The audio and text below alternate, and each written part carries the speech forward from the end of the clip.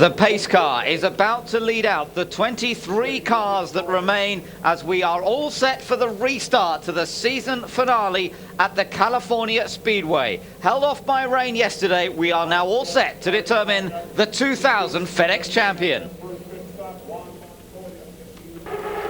Yesterday, the race got underway with Gilles de Ferran leading away from pole position and battling with his teammate Helio Castroneves. Other title contenders, Paul Tracy and Kenny Breck, were in the top 10, but Paul Tracy suffered an engine plenum failure, and that caused a crash for Cristiano de Mata. The rain then halted proceedings. Hello and welcome back everybody to the California Speedway, and I'm glad to tell you there's some sunshine around today for the 500. I'm Ben Edwards with Jeremy Shaw. There is cloud in the background over the mountains, but I have to tell you the weather much better than it was yesterday. Look at, you can see the sunshine on the track there. The cars have only just taken to the track. They've been busy drying it out this morning from heavy overnight rain, but the track itself is dry. And let's just set the scene for you once again. We are in the final race of the year. There are just 6 points between the top two title contenders. Tracy is out of the equation now. Kenny Breck has to win the race this afternoon to try and win the title, and everyone else in that top 12 could really change massively their position through getting a good result here this afternoon. De Ferran led the race in the early stages yesterday, dropped down to 4th position, but still everybody got their eyes on him. He took the points lead at Laguna Seca earlier this year, but remember that first lap crash in Australia which prevented him from clinching his first ever kart title, and Roger Penske's first title since 1994. But de Ferran has won twice this year, and one of those wins has come on an oval. It was at Nazareth early this season. So that's Gilles de Ferran. He's in 4th position when this race gets underway. They'll do a few laps under yellow here just to get a bit of heat into the tyres, and then they'll go racing. But of course his main rival for the championship is Adrian Fernandez. Now Fernandez had a great run last time out in Australia. The victory that he had in the streets of Surfers Paradise gained 21 points on the Brazilian. Now Fernandez won this race in California last year. He's also scored more points in the second half of this season than anyone else. Today he's hoping to maintain that momentum and claim his first ever karts championship. He gained well on the first round of pit stops that were held yesterday after the accident. He didn't change tyres and moved up to 9th place, and because of the race stoppage he's been allowed to now change those tyres, so he really has gained positions as a result of the race being stopped. One more driver has a chance at winning this title, and that is Kenny Breck. Super Swede, the rookie who has taken the Rookie of the Year title, hasn't won a race so far this year, but he needs to win this one if he's to have any chance at all of winning the championship. At Michigan he had a good race until he crashed with Christian Fittipaldi, but he has won a 500 mile before, the biggest 500, the Indy 500 a couple of years ago. So there's Kenny Breck, and he's still in with a chance. 6th place for him at the moment, and he needs to win this race. But he also has to lead most laps in this race as well if he is to wrest away the championship. The reason for that is if he wins, he gets 20 points. If de Ferran doesn't score, that would put them level on points. But de Ferran already has 3 wins this season, and 2 wins this season, and Breck does not. So he would only therefore have 1 victory and would lose the title on a tiebreak. So he has to get that 1 extra bonus point for leading the most laps if he is to wrest away the championship title, Ben. Just looking at the field summary, the cars that are out, as we saw, Tracy and de Mata went out, but Garcia went out very early on in the race as well, so he can't play any further part. Didn't actually even start the race. As they warmed up the engine, when the command was given to start the engines yesterday, there was a huge oil leak, and they were not able to even take the green flag. Well, we've had 4 different leaders already in the 33 laps that have been held, well 35 now, because these laps that they are doing behind the pace car do count towards the overall total of 250 laps. We've had the 1 caution period, and there are the 3 cars out. As you mentioned, Jeremy, Garcia not even making the start. De Mata crashing on the debris from Paul Tracy's car. So those 3 aren't in it, but there are still some 23 cars ready to race, and we'll be right back for the green flag.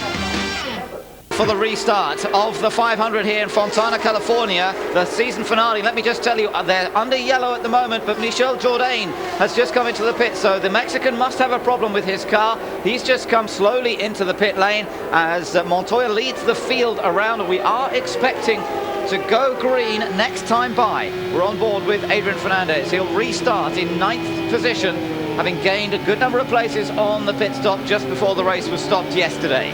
Montoya will bring them round to the flag this time. Frank Kitty is in 2nd, remember, there are the top 2, the 2 who battled here last year for the championship. Montoya taking that title by the narrowest of margins, and watch out for the black car behind them. Now that is Michael Andretti, and yesterday he got into third despite being down on boost, and they repaired that overnight, and Andretti could be the one to watch here as we get ready to go green. We're going racing again at the California Speedway. Montoya and Andretti go straight into second place, timed that beautifully, hadn't crossed Franchitti until they went over the line, and immediately Michael is on a storming first lap. Look at this, he is into the lead, Montoya back into second, and Andretti is determined to show that with that engine now on full boost, he is on the pace and ready to get away.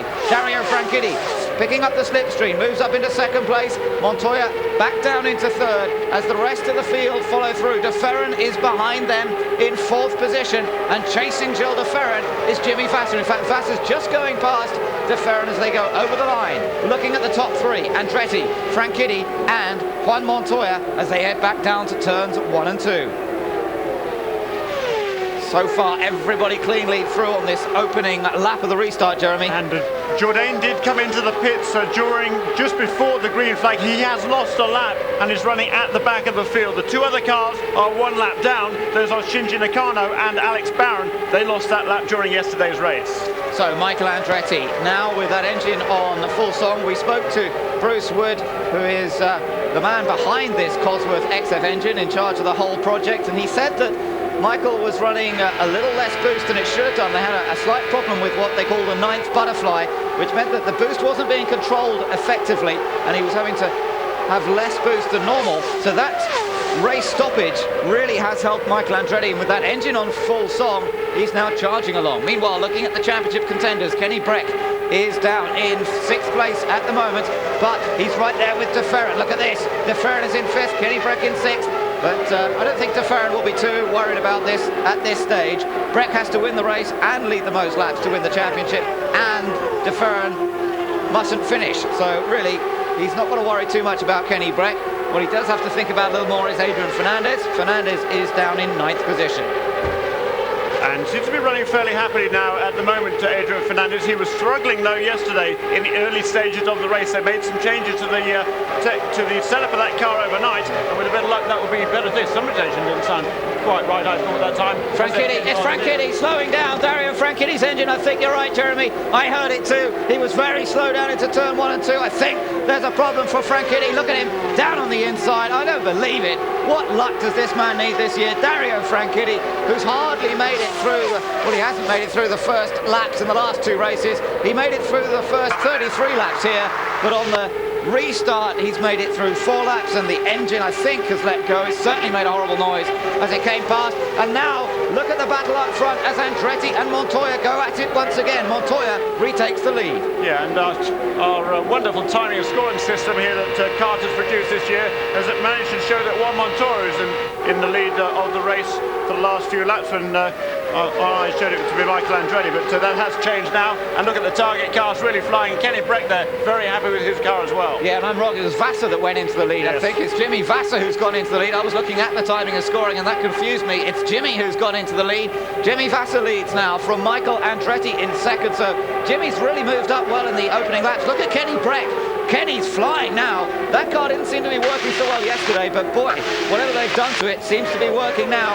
Right behind him there is his teammate Max Papis, so looks as though Team Rahal have found a few key things on these cars, and they are moving up, and Breck now going past Montoya. They're absolutely flying. Look at that side-by-side through 3 and 4 there. Kenny Breck and Montoya on the outside, and these two Rahal guys have been absolutely delighted with the way their cars have been handling in the early stages yesterday.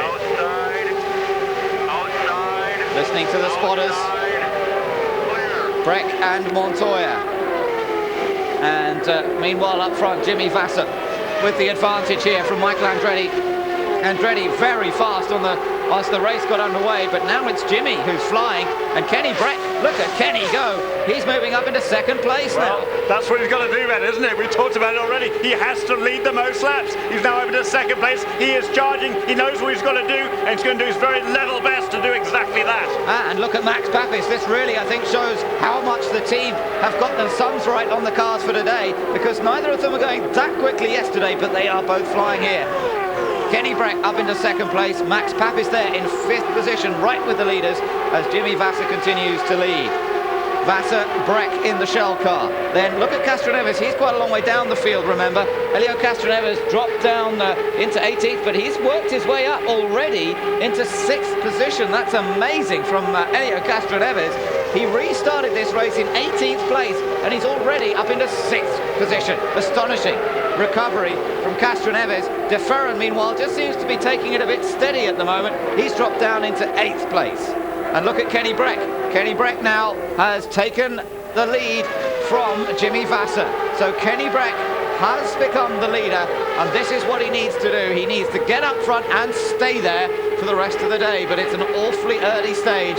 He needs to lead the most laps. He needs the race victory, and I think that's it. He's going for it. He's got nothing to lose.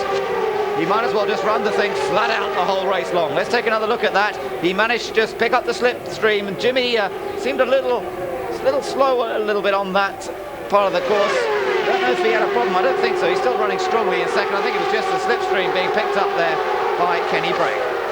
Yeah, plus a bit of desire from Kenny Breck. He knows what he's got to do. As I say, this is great stuff, and Kenny really setting the pace now. The track conditions, of course, completely different today as to how they were yesterday afternoon. The sun is out right now as well, so a bit of temperature able to come into the track conditions now, and the car's handling capabilities will probably be quite different this morning. Castroneves on the charge. Meanwhile, De Ferran is only one place ahead of his championship rival, Adrian Fernandez.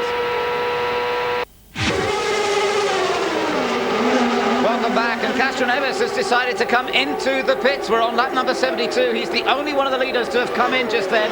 But let me tell you, more drama. Jimmy Vassar has just pulled over, and his engine, I think, has let go. He's pulled over, just coming down into turn 1. There is Jimmy. You're with the onboard camera with his revised helmet colours he's using this weekend. And poor Jimmy Vassar's tenure of that Chip Ganassi seat ends in disappointment, ends in retirement. The champion in 1996 took the first ever title for Target Chip Ganassi Racing, leaves the team at this race, the last race for that team, and it's ended in disappointment, Jeremy. What a sad way for Jimmy to finish his career with Target Chip Ganassi Racing. Yeah, it certainly was, and he's been a great champion as Jimmy Vassar with this team. He won the championship in 1996. He won this race a couple of years ago, and he thought he was in pretty good shape for this morning as well, but it was not to be for Jimmy Vassar. There's Mimo Gidley making a routine pit stop. Yes, a number of pit stops being made, but Castroneves, interestingly, making an earlier stop than anyone else on this first round of pit stops. Let me just tell you that a number of other cars are beginning to come in. In the meantime, Kenny Breck is our race leader, and up into second now has come his teammate Max Papis. You're looking at the leaders. It's Breck, Papis in second, Michael Andretti in third, Tony Kanaan in the pits meanwhile, and he's one of several cars that's just come into the pit lane. You can see one of the players' cars also in. I think it's Carpentier, as the battles continue. Mark Blundell into the pits as well, and accelerating back out. He had an engine change, would you believe it, between yesterday and today. They are allowed to do that, and they had to change the engine in Mark Blundell's car. In comes Kenny Breck, in comes Gilles de Ferran, and this is a crucial period coming up. Fernandez also in. So let's see what happens of these championship contenders. Breck, de Ferran and Fernandez all in on the same lap as Team Rahal goes to work here. Kenny Breck yet to win a race in the champ cars, but still in with a shout at the title. Great performance in the IRL in the past. An Indy 500 winner. Comes out, 11.2 second stop for him. Meanwhile, further down the pit lane, Team Penske make a front wing change to Gilles de Ferran's car. A lot of fuel going on board, keeps the engine revs going, and comes out cleanly. So pretty good, but he's right beside Fernandez. Right beside Fernandez as they come out of the pits. De Ferran and Fernandez, you're looking further back at Andretti and Papis coming in. But let me tell you, Fernandez, there they are. Fernandez and De Ferran were side by side coming out of the pits there. And Fernandez just got the edge, I think, as they came across the line. Michael Andretti able to stay out one lap longer, as was Max Papis, but Montoya is out in front at the moment. Montoya's not been into the pits yet, so Montoya's managing to put together a good number of laps here without making his pit stop. 11.3 second one for Michael Andretti. Papis comes out behind, so does Fittipaldi and Oriol Sevilla. Wow, that's interesting. And Carpentier, it was Tagliani who stopped before. Carpentier is in right now, and those two the last two cars not to pit. Carpentier and Montoya, as you say, Ben, he's still out there on the track. And look, he's going to come around one more time as well. That's amazing. Yeah, he comes past the line here. I hope they've got enough fuel in that car. They have run him out in the past. You remember Japan when they ran him out of fuel last year, that was. And That cost him a very likely race victory on that occasion, but he looks okay at the moment. He does, and a very quick lap there, what, 31.8, which is a 2:29 mile an hour average. That's the quickest time I think we've seen today, so he's absolutely flying. Meanwhile, the others back out of the pits, and with Montoya not having made his pit stop yet, it puts de Ferran down in 10th, Breck is 9th. Here comes Montoya. So Montoya now making his pit stop, but he's managed to put it about 3 laps further than most and a couple of laps more than the others. That's an impressive bit of fuel economy from the Toyota engine in the back of Juan Montoya's car, and he might have been working that carefully when he was sitting in around 4th position earlier, just using the tow from other cars around him. Intelligent race driving from the Colombian, looking to try and go out on a high in his final Champ Car race. Into the pits he comes. The two men who are taking over at Team Target Chip Ganassi Racing, watching this race with interest, Nicolas Minassian and Bruno Junqueira, here this weekend. They will be driving for Chip Ganassi in 2001. Smoke down on the front stretch. Engine has let go. Gidley. It's Mamo Gidley. Mamo Gidley's engine. The Toyota in the back of that car. Yellow. And we have yellow. And tell you what, that lap, if that yellow had come out one lap earlier, then Montoya would have had a lap on the field. So stroke of luck for the rest of for everybody else in that situation. We're on board with Mamo Gidley pulling to a halt down there on the inside of turn 1. There was the engine blow up. Picked that up well on camera. Flame from the back of the car. And that's the end of the day, I'm afraid, for the likable American. And for the moment, Jeremy, it might be the end of the campaign for De La Pena. We know that he's struggling a little bit to put a program together for next year. Yeah, he is. He's been battling away, trying to find the full sponsorship, and he's also been told by Toyota that even if he does come up with a sponsorship, they will not supply him with an engine for next year, which seems rather harsh, given the fact that De La Pena put his team's livelihood really on the line last year by electing to run the development engine. Let's hear from Jimmy Vasser. It all, Jimmy. It's going into turn 3, just one. I lost all drive, and I had no gears. The engine was still running fine. It was just some sort of final drive or gearbox thing. It's a shame. I mean, I could have led easily. I was leading easily, pulling away, and then, it's a game plan though to try to run in the back a little bit and catch a much better fuel mileage with the draft. And but the car was good. I could go high, low, and it's just a matter of playing around with the car, getting in different positions to see where you wanted to be at the end, and what you could do with the car. So it's just the way it goes, Jimmy, you end a relationship now with Chip Ganassi after so much success in so many years, but yet there's talk that you might be involved in his NASCAR program. Can you share anything about what you might be driving next season? Well, to be honest with you, Jerry, I just, I got a couple things that I'm working on. One of them is that, I appreciate Chip giving me the offer, and Andy Graves is a good friend of mine, fantastic guy, and the opportunity to work with him would be good. But I'm trying to also drum up an option here in kart, which I don't have. Would you rather be in the open wheel car? It's NASCAR's fantastic, and it's a great opportunity, but for some reason I feel like my career here isn't done. I think if I left kart now, I can never come back, and I still feel like I can win races and championships, and maybe this is where I belong still. We certainly hope so. Thanks so much. Thank you. So Jimmy Vasser, disappointed. Gearbox failure rather than engine failure, but whatever it is, he's out of the race. End of his career with Target Chip Ganassi Racing, but his teammate Juan Montoya leads as we're under yellow at the California Speedway.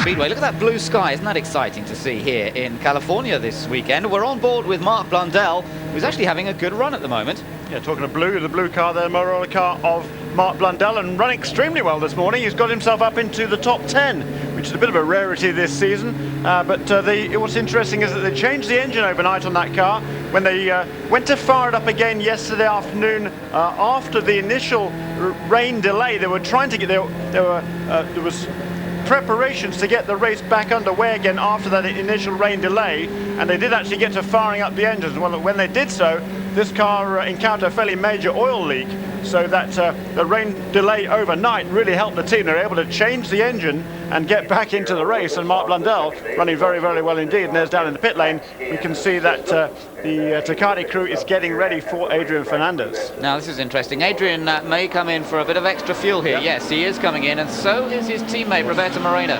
Clever tactics, really, because they're towards the end of the lead lap anyway. They're not going to lose many places by doing this, are they, Jeremy? No, that's true. Nothing really to lose at this stage. As long as they can run a respectable pace, there's not much danger of going a lap down, so they can just run along in the back of the pack and save fuel again.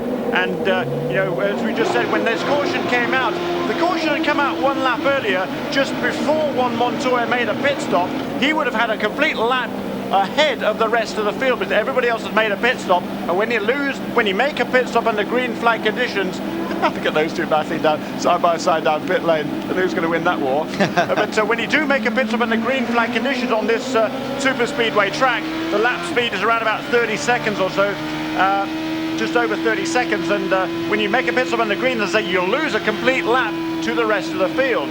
So when everybody else had made their pit stop, they were a lap behind Juan Montoya. If that caution had come out a lap earlier, he would have been able to make his pit stop under yellow flag conditions and would not have lost a lap. Therefore, he would still have been a lap ahead of the field. Anyhow, that didn't happen, but that's what the Patrick Racing crew was trying to get to achieve maybe the next round. But Ben, here we go, back to green. Back to green, and Juan Montoya will lead them across the line as Max Papis moves up into second place ahead of Michael Andretti. Now then, will Montoya want to stay in front, or will he allow someone else go ahead and allow him to conserve fuel as he seemed to do on that first stint? Papis now in front of Montoya as they head up the backstretch, and Montoya now looking to pick up the slipstream once again. Michael Andretti is in third place.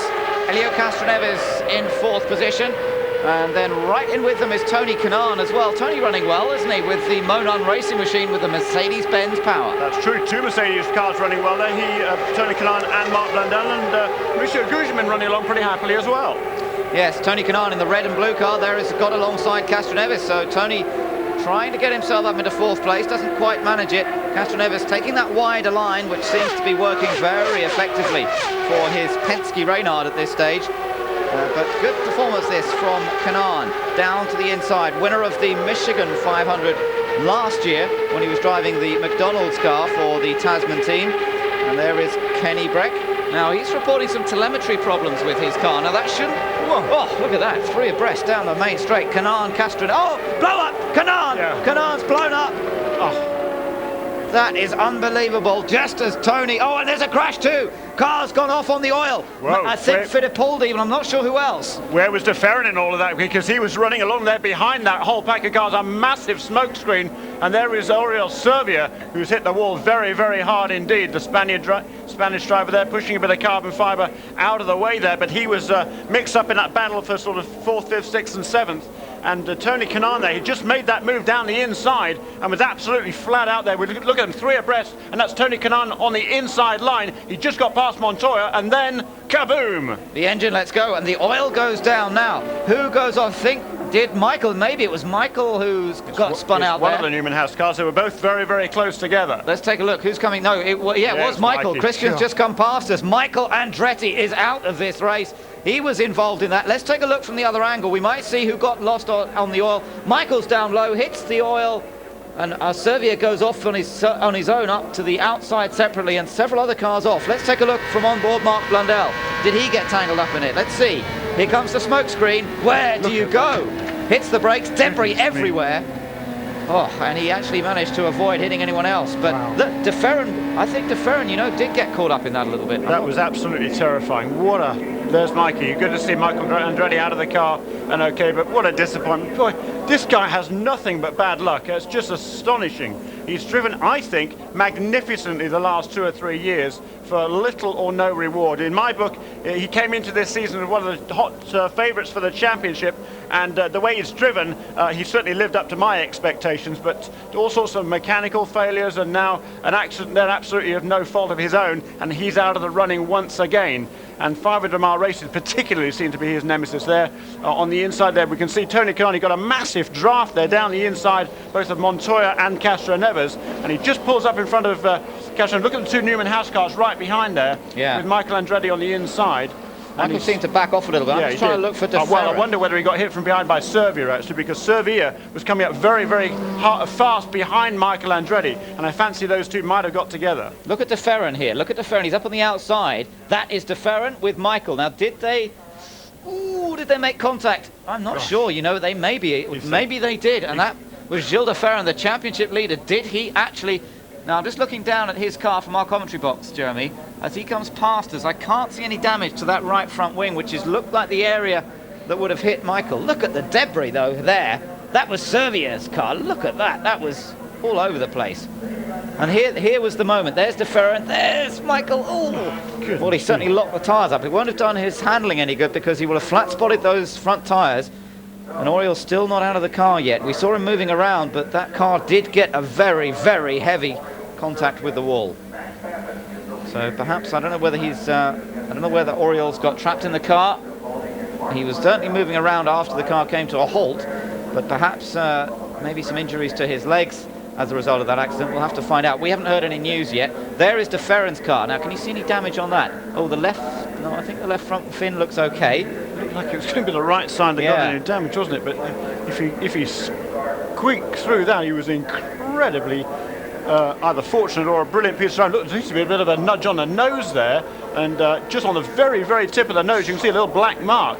But maybe that's all it was. My goodness me. That couldn't be any closer, couldn't it? It's your day. And particularly on these super speed races, you can certainly see there's a lot of there would be some oil build up on the front of these cars in any case. But boy, that's amazing. I think he has got away with it. But as we say, we don't know whether his wheel made contact with Andretti's car, and of course if that happened, then it might have damaged the suspension. And remember at Michigan in the 500, he got affected by debris there, didn't he, Jeremy? He actually broke a finger as a result of the accident between Breck and Christian Fittipaldi. And a bit of debris flew back into Gilles de Ferran's cockpit, hit his finger, actually broke his finger. It didn't cause him to go out. Now, pit stops being made here by all of the leaders.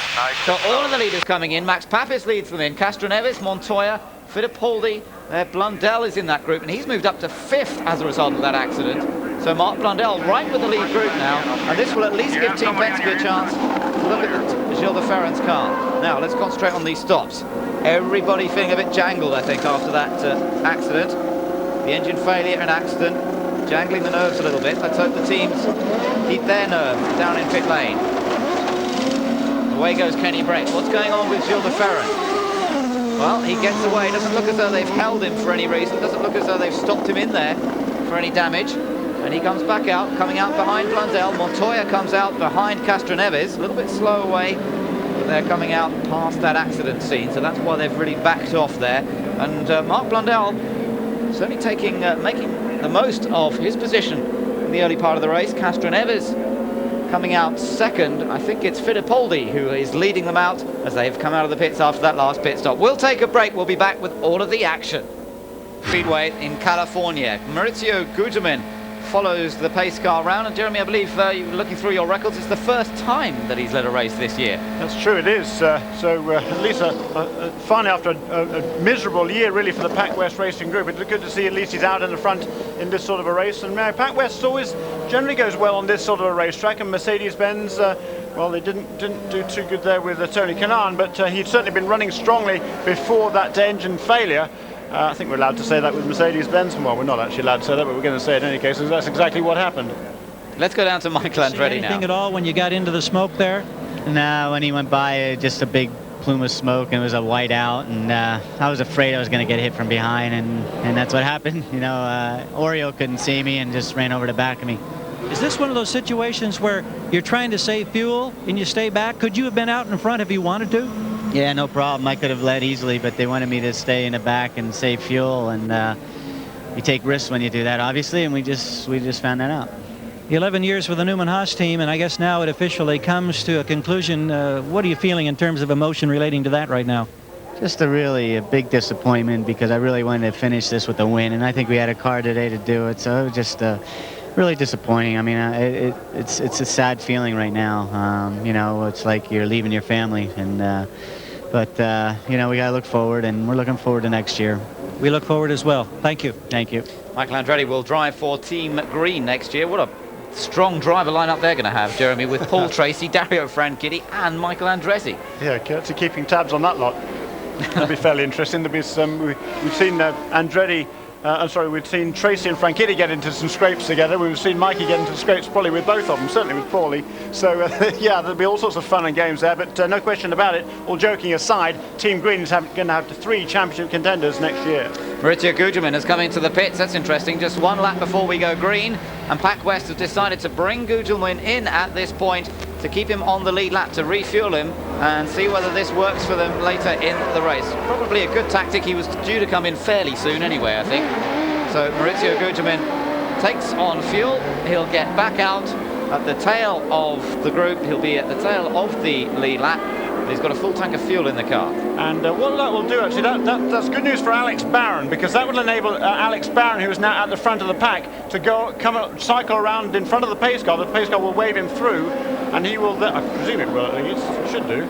Will they have time, though, because they've been given a one lap signal already? Given a one lap signal. He is, though, ostensibly now on the lead lap. He is at the head of the pack. And at the tail end of the lead lap, so he'll be therefore hoping for another caution. Yeah, but he'll be trying to stay ahead of Max Papis, I think. Well, they're not Max Papis, of Roberto Moreno and Adrian Fernandez. Let's see what happens. So the car that you see at the front there is not the race leader. That is Alex Barron, who will try and stay on the lead lap. He's chased by Roberto Moreno. Then it's Michel Jourdain, who's also a lap down, and then it's Adrian Fernandez. And so it's Moreno and Fernandez who are really running first and second, as Jourdain goes past Moreno and gets himself back onto the lead lap as well, as a real gaggle of cars heads down into turn number 1. Max Papis in that little group as well. Castroneves, Montoya, keep an eye out for them.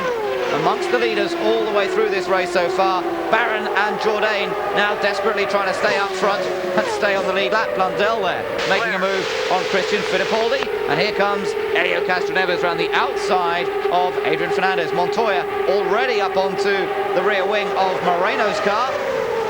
And look at this little group. Barron is going to be lapped again here. Moreno comes to the outside, and Moreno goes ahead. He is in leading the race anyway, but Barron goes down a lap again. It's Moreno and Montoya, the top 2. And I don't think we can count on that situation, saying that as it is for long. And Kenny Breck we see making a move down the back straight, past on the inside of Mark Blundell. That'll be for 7th position as he's working his way back up the order again.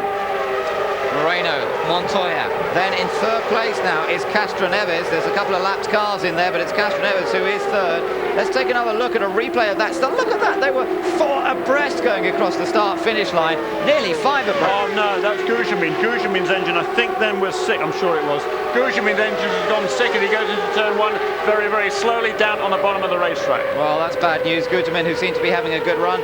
There is Castroneves just trying to put the lap on Alex Barron. Moreno is our race leader. 103 laps have been completed, but Gugelmin, it looks as though Maurizio's day is done. So that's 2 of the Mercedes runners out. Here is Maurizio, still running, Jeremy, but very slowly. And I think we'll listen to that.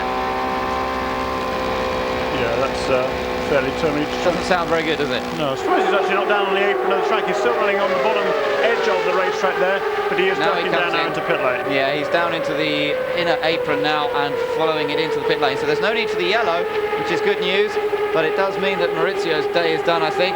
It sounded fairly terminal. Across the line comes Roberto Moreno. Castroneves now right with him, the 2 Brazilians, the veteran Brazilian and the younger Brazilian. Castroneves goes ahead. Castroneves, who's took his first win this year. In fact, they've both, interestingly, taken their first win in Champ Cars this year, despite slightly different records in the past. And Castroneves going on to win 2 further races and coming into this race in 8th place in the championship. But Elio, very much one of the favourites to win the race outright and try and take that $1 million prize. Meanwhile, behind him, Moreno now coming under increasing pressure. Alex Barron in the orange car, still trying to stay with the leaders and get himself back on the lead lap. And that Dale Coyne racing car, Jeremy, running pretty quickly at the moment. He's running the same sort of pace as the leaders. Yeah, certainly. Right tucked in there and doing a good job. Unfortunately, he is a lap down, though, but, well, trying to redress that situation, and he does so by nipping past on the inside going into turn 3. Castroneves probably he doesn't want to use up too much fuel at this stage in the race. He wants to stay out in front, and so he probably won't be too concerned about Alex Barron, and he'll probably try and tuck in Barron and take advantage of the running in that clean air behind the car, or the slipstream of the car, and he can therefore use less fuel, and they can tow themselves along. He can use less fuel than he would otherwise do if he was running out in front and stay out in the front of the field. So that's good news both ways for Helio Castroneves. Yes, everybody just playing it a little cautious at this point in the race. We are just under half distance as the race, which has been restarted here today. 33 laps to run on Sunday before rain. Had to be called to a halt, but then they started again at lap number 34 here today. Started a few laps under yellow initially to get some heat in the tyres, but the sunshine is with us at present, and it looks as though we should get the full race in here this morning. The California Speedway, the final race of the 2000 FedEx Championship Series, the title decider. Will the title go to Gilles de Ferran, who is currently running in 9th place? Will it go to Adrian Fernandez, who's currently in 8th place? Or could it go to Kenny Breck, who is in 5th place at the moment? And there we are, just a quick look at Kenny Breck running in 5th. But he does need to get up front and lead most laps, remember, and he's not quite there at the moment. Right behind him, you can see Moreno and Montoya have dropped back a little bit. So Breck is gradually working his way to the front again. Here he is, the Swede, who has not won a race this year, but has been extremely impressive as a rookie. I suppose as a rookie, he's got a bit of an unfair advantage, having done as much oval racing as he has done in the IRL before he came to Champ Cars. But he certainly has taken to Champ Cars very effectively and used his extensive road racing background in Europe in Formula 3000 and other classes to be as equally competitive on the road courses as on the ovals. The top cars, there we are, Castroneves and Max Papis battling over the lead of the race. Alex Barron still on the lead lap now, leads the group, but he is trying to chase back onto the tail of the group. There are our actual race leaders, Max Papis in the blue and white car and Helio Castroneves in the Team Penske car. And Barron also hoping for some kind of a caution so he can pull around to the back of the field rather than having to look over his shoulder, or I should say look into his mirrors, to see who is about to draft past him. At the moment he's out in front of the pack, and with a good lead of 100 yards or so over these two. Then there's Kenny Breck, Max Papis taking over the lead of the race from Castroneves, and Kenny Breck closing in behind them. Yeah, Kenny Breck is becoming a part of this. Look, there he is. Three-way battle for the lead coming up again as Kenny has worked his way to the lead. And there he goes, past Castroneves, coming off turn 4 there to take over in 2nd place. And I think before too long we'll see him moving ahead of Max Papis as well. He needs, of course, don't forget, to win the race and lead the most laps. Now I wonder if he and Max will work together a little bit. The two Team Rahal teammates, Castroneves coming back around the outside here. It would help Kenny if Max were to move over to the inside, but no, there's not time for it. Castroneves slots back into 2nd place, heading up the backstretch again. 240 miles an hour average speeds we have seen. They're averaging 223, so a little bit less than that, but we're still seeing about 240 miles an hour at the end of each front and backstretch. Here comes Kenny, almost taking the lead there from Max Papis. In fact, starting back in a 2nd. Now, if he can just follow Papis here, but he's got Castroneves on his outside, so he can't get back into the slipstream there, and Castroneves takes advantage of Max's slipstream to move into 2nd place again. Tactical stuff this is. Watch for the gap, watch for where you place the car in order to pick up the best tow. Sucked along by the hole in the air that the car in front creates. The aerodynamic forces at these speeds are just incredible. The cars would be perfectly capable of running upside down at these speeds, in fact quite a lot less than these speeds, with the amount of downforce that's created by these cars. Yeah, they could run along the sort of roof of a tunnel. Astonishing concept, isn't it? Don't think I want to try that one though. No, I don't think I do either, but the laws of physics certainly say they should be able to run upside down. With the amount of force that these wings create, it's pointing downwards onto the track in this way around, but if they ran upside down it would point upwards and hold them onto the ceiling in theory. Castroneves still very much in this battle. Papis, Castroneves and Kenny Breck are top 3 at the moment, as we are getting fairly close to that half distance point Doesn't look as though we've got rain. There's a bit of rain off in the mountains. Oh, we've got yellow. An engine failure for Shinji Nakano. Shinji Nakano becomes the next retirement, and that's a Honda engine that's let go by the looks of things. And Alex Barron, yes, he goes inside the cockpit. Good news for Alex Barron. He pulled away from the leaders. Good work there. He can now pull around and take up his position at the back of the pack. I would imagine probably it'll be interesting to see who comes into the pits right now and who doesn't. But certainly Barron will be able to run around to the back of the pack and take up that position, then make a pit stop if he needs to as well. So good strategy there by Del Coyne Racing, and good driving by Alex Barron. Yeah, good news for him. He was so unlucky in Australia, wasn't he, when he was running in second place. There's Shinji Nakano. Good. He got it down to the inside. Look at the flame from that one. That was pretty impressive. We've seen some fairly comprehensive failures, haven't we, the last 24 hours or so? An absolutely huge, not much left of the inside of that Honda engine, I don't think, but Honda has done a great job this season, and as Barron flashes past one more time to take up his position at the back end of the pack, and certainly that was the end of Shinji Nakano's day, and the good news there is that it didn't affect anybody else. So, will we see the leaders coming in? Quite likely, I would think. 24 laps Max Papis has done since his last pit stop, same as Castroneves. Same for most of the leaders, except for Moreno and Fernandez. They've done 30 laps since their last stop. They could probably squeeze another 8 or 9 laps out of that, but they may well take advantage of this yellow to come in at this point.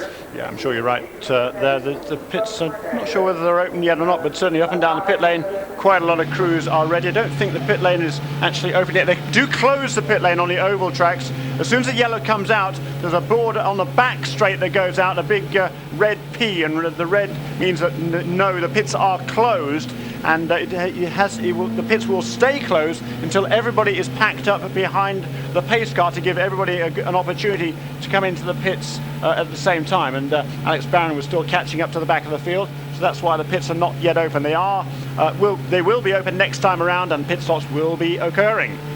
Well, we've lost a few cars from this race already, Jeremy. We're down to, what are we down to? About 15 cars that are still actively running. But of our championship contenders, all 3 are still very much in the race. Kenny Breck is running in 3rd place. Adrian Fernandez is in 8th position. Gilles de Ferran in 9th. So far, so good for the championship contenders. We lost Paul Tracy, of course, yesterday on the first part of the race before the rain came down, when his engine blew in a very spectacular fashion, when the plenum chamber blew off the top. It wasn't actually an internal engine failure as such, just bad luck with the combustible mixture just getting in on that plenum chamber, and for some reason igniting. They've had it a couple of times. It's not a mechanical failure, it's just bad luck, but for whatever reason it took Tracy out of the race, and it also ended up taking D'Amata out of the race when the debris hit his car. Now, are we going to see a number of pit stops? A lot of pit crews are ready up and down pit lane. Tyres are standing ready beside the pit wall there, and I think we will see a number of cars coming into the pits. I think they have been opened. Yeah, I think we'll see everybody in right now. We've got 117 laps, so not far short of half distance, and yep, all they come in except it looks like Patrick Carpentier, who was 3 laps down, 4 laps down, I think. No, 3 laps down, sorry. As a result of being in that incident earlier on, he will stay out there and try and get a lap. Well, actually, it's only the cars on the lead lap that are allowed to come on this lap, so anybody else who wants to make a pit stop next time round. But here we go, Max Papis' crew at work. Yes, Papis' crew at work. Kenny Breck in the lower part of the picture. They're actually next to each other in pit lane, of course. Good stop for Kenny Breck, and he gets out ahead of his teammate. So Kenny Breck having a magic stop there, 7.3 seconds. Gilles de Ferran, Castroneves, nearly catching it again. He stalled it yesterday out of the pits and almost looked as though he was going to do the same that time, but he does get away cleanly. Looking down the pit lane, I can see Gilles de Ferran has got away cleanly now as well. Fernandez is out safely, I think, yes. So again, no major dramas for the championship contenders, but Kenny Breck managed to get himself out ahead there. That's where he needs to be. He needs to lead the most laps, remember, to stay in with a chance, and he's got himself ahead of Papis and Montoya as they come back out of the pit lane. We're under yellow after the engine failure for Shinji Nakano. We'll take a break, we'll be right back. The California Speedway, the 500, the season finale continues. We are on lap number 120 as they've just go over the line there. And Kenny Breck is the race leader, one of the championship contenders, with Max Papis, his teammate, in second. They came a bit close to each other on the pit exit on that last stop, but they came through safely. Montoya is third, Blundell running in fourth. That's a good effort for him. Fittipaldi in fifth, Castroneves sixth, De Ferran is seventh, Fernandez is 8th, so those two still together. 9th is Tagliani, 10th Moreno, 11th now for Casey Mears, and 12th and on the lead lap, Alex Barron. So well-deserved performance from Alex Barron, and now he can see whether he can work his way further up. Now, let's just take a look at the exit of the pit lane again, Jeremy. What happened? Yeah, look at Max Papis there pulling out, and Kenny Breck also pulling out alongside him and sneaking past him there. That was pretty close. There wasn't a lot of room between those two, but great work by Kenny Breck to get out ahead of Max Papis and take over the lead of this race, which of course is exactly what he needs to do. Yep, try and lead as many laps, the most laps that he can. In terms of people who've been leading the race so far, Jeremy, do we have any idea who's generally been up front more than anyone else? Difficult one at this point in the race, but we've got a little bit of time here under the yellow, so perhaps just have a quick look at the lap charts that Jeremy keeps so assiduously throughout the race. Don't know how he manages it when the cars are flashing past at 240 miles an hour, but all the squiggly little numbers on the lap charts usually telling the true picture. And he's had 18 laps so far, Kenny Breck. Who else has led that many? Montoya led from, how many did Montoya lead? He led from 27 through to 40. How was that? 14. Fairly close between the front runners in terms of laps led so far. Helio Castroneves was leading in the early part of the race as well, and of course yesterday in the first part of the race we saw Gilles de Ferran and Helio Castroneves doing most of the leading, so between them they've probably led quite a few laps. I would say Montoya's led most. He's led about 26 or 27 by my rough calculations here, so Kenny's not too far behind that. I think he's probably led second most, maybe Castroneves. No, he's not led that many, so I would say it would be between those two for the most laps led at this point. So he's certainly in contention there to gain that point at this stage. So good strategy there, very, very important indeed. And we're on board again with Mark Blundell and running very nicely there in fourth place there, despite what the graphics said. He's moved up very, very well indeed. Mark, a couple of good pit stops, and it's an excellent run for him. We just saw him just before the restart as he's chatting away. We were all chatting away with Danny Sullivan down in the pits. Danny Sullivan, one of the legends invited here by Championship Order Racing teams to celebrate this championship. All those guys will be at the banquet tonight. Other people, Dan Gurney, Mario Andretti, Bobby Unser, Alan Unser Jr. was here. All sorts of drivers from bygone eras. Alex Zanardi, another one. And great to see those guys back here and enjoying the race weekend. And Sullivan is certainly having a good time here. He lives these days in the south of France with his wife Brenda, and she stayed at home in the south of France. But Danny is here and really enjoying himself. He's having a great time. Always good to see Danny Sullivan around. A few years ago he was commentating for the domestic TV presentation, but Danny always involved one way or another in motorsport. Good to see him here this weekend. A number of other stars, as you say, the legends of Champ Car racing here this weekend. Good to see them, and they've had a lot of support from the fans. Long queues for the odd autographs sessions that have been held so far. Of course, the big kart awards dinner due to take place tonight as well. The legends will be a part of that. Let's see, we're going to find out today who's going to be the champion, who will be awarded the Vanderbilt Cup as a result of this afternoon's race, and find out whether it will be de Ferran, Fernandez or Kenny Breck. Now I think we're going to go down to Cal Wells in a second in the pit lane. He's seen some action for his drivers, particularly for Oriol Servia this afternoon. Servia, who got caught out on the oil of Tony Kanaan and crashed out of the event. And of course Cristiano D'Amato went out yesterday. Let's go and hear from Cal Wells. Yeah, it was Cristiano D'Amato out of the race yesterday. Of course, Oriol Servia earlier today with the contact after the blown engine. And Cal, the thing that we want to ask you is, how encouraged are you that you may in fact have your Champ Car operation alive next year in this series? Well, Gary, I'm working mighty hard at it. We'll see what happens, but I remain focused. I'm certainly not giving up. We've got a great partner in Pioneer, another great partner in Mitel, and we're working very closely with them in hopes of keeping ourselves in this series. I love this sport. How long do you have before you just run out of time in terms of preparation for a new season that seems so far away, but in reality, when you consider all the testing and development that goes into it, is just around the corner? You know, I'm not too concerned about that right now. I think that our team is very buttoned down, and whatever car we actually end up with, we'll be fine. Obviously, Oriol's a spectacular driver, as he proved again today. Unfortunately, we weren't able to bring it home, but I think that if we have something together in the next month, we'll be fine. Now, one final question. If you're able to run next year, is Oriol going to be your guy, or has he been released to look for other work at this point? Well, you know, I never had him contracted. He's just been very, very loyal. He was under contract this year, but I don't have an option on him for next year. He likes the team. We love him. We'd love to hang on to him. Right now, I think if we're in it, he'll be the driver. All right, thanks, Cal. Thank you, Gary. So we still don't know from Cal Wells exactly what's going to happen because he doesn't know yet. No, it's certainly that team's done a very, very good job this year. It's Cristiano De Matter up there on the above the E of the Eagle. Looks like a Gualter Salas with him there, and I think Gualter probably spotting for his good buddy Christian Fittipaldi. And this is what happened to Cristiano yesterday, and Oriol Servia on the left. The two accidents that have taken the PPI cars out. Cristiano De Matter hit by debris from Tracy's car on the right, and he crashed into the wall. Poor old Oriol Servia getting taken out by that smoke screen, effectively being hitting Michael Andretti, and that's what's taken those two cars, the two teammates, out of the race. yeah, great shame for Servia. That frightening shots from on board Marc Blundell's camera there. Another little note here, Michel Jourdain Jr. and Patrick Carpentier did not stop during this caution, so they have actually they've gained a lap on the field. That puts Jourdain back onto the lead lap and leaves Carpentier 2 laps down now, whereas he was 3 laps behind the race leaders. And we see the signal there, 1 lap to go to the field, and we'll be getting back to green flag racing as they will be completing lap 124. Lap 125, of course, will be half distance in this 500. Yes, and once it's gone to half distance, it doesn't matter what the rain does. If the race gets stopped at that point, of course, they will declare a result. But let's just hope that we get the full distance in. I think we've got a tremendous race on our hands here this afternoon.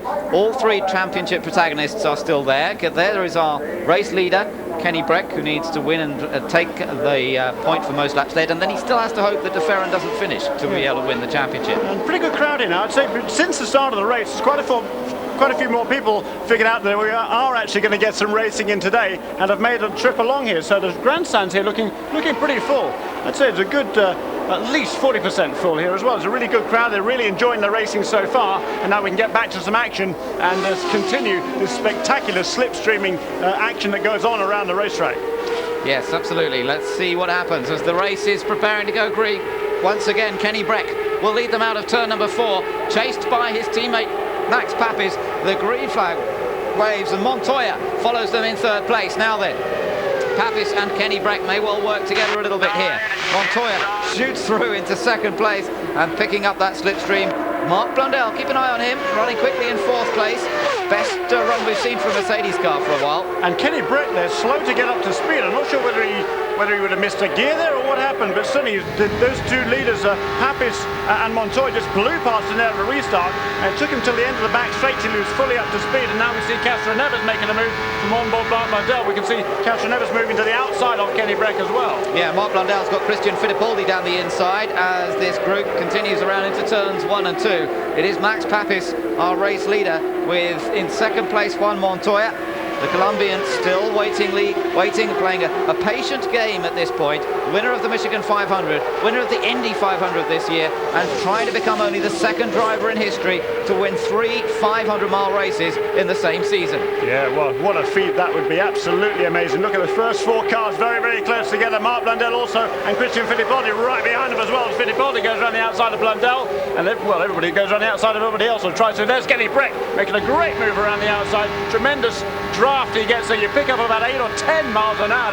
That's how much you pick up in the slipstream of the other cars. The car in front just moves the air out of the way, and when you're tucked in behind it, you just take advantage of that hole in the air effectively and blast straight on through, and that's what Kenny Breck was able to do. Marc Blundell enjoying running near the front for a change. He won this race 3 years ago when he grabbed the initiative from Jimmy Vasser towards the end of the race, and he's thoroughly enjoying being up there now. Just remember, the cars handle so differently when they're in traffic, and you can hear them feathering the throttle as they go through the turns. And that's because the more cars you've got in front of you, the more it changes the handling of the car, and it really can catch the drivers out if they're not wary. Meanwhile, Marc Blundell's teammate Maurizio Gugelmin, who we saw at one point leading this race, now sadly out of the event. We saw him pull over just a little while ago. I think we might have a chance in just a moment to have a word with Maurizio Gugelmin as the battle for the lead continues between Kenny Breck and Helio Castroneves across the line, and it was just Castroneves that time by 15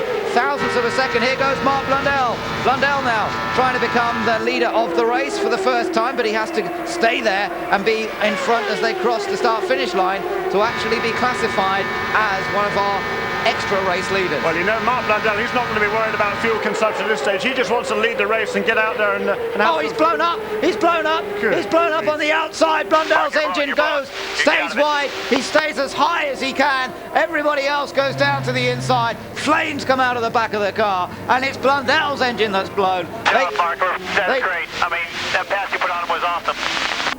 What a shame, just as he was about to lead a race for the first time this year across the line, and Mark Blundell's engine, you have to wonder, Jeremy, the Mercedes engines running these revs in the toe, the revs go higher and higher in the toe, perhaps they just can't stand it. They weren't running that quickly, they were only running 2:18 the previous lap, so he wasn't even close to flat out there. Yeah, there is a massive plume of smoke there, and just a disastrous year for Mercedes-Benz, and particularly for Mark Blundell, you got to feel for the guy. I mean, look at that massive explosion there, laid all the way around the top end of the racetrack. Did a very good job to get out of the way and not lay down rubber on the track. And it's, you know, there he goes around the outside into turn one. He'll have enjoyed that, Mark Blundell. There's not much enjoyment out of this season, but certainly he would have enjoyed that one. I think probably going down the back straight towards the end of the back straight, it began to tighten up on him, because look at the pace that Kenny Breck pulls on him here going into turn 3, and he just blows past him on the inside, and there she blows.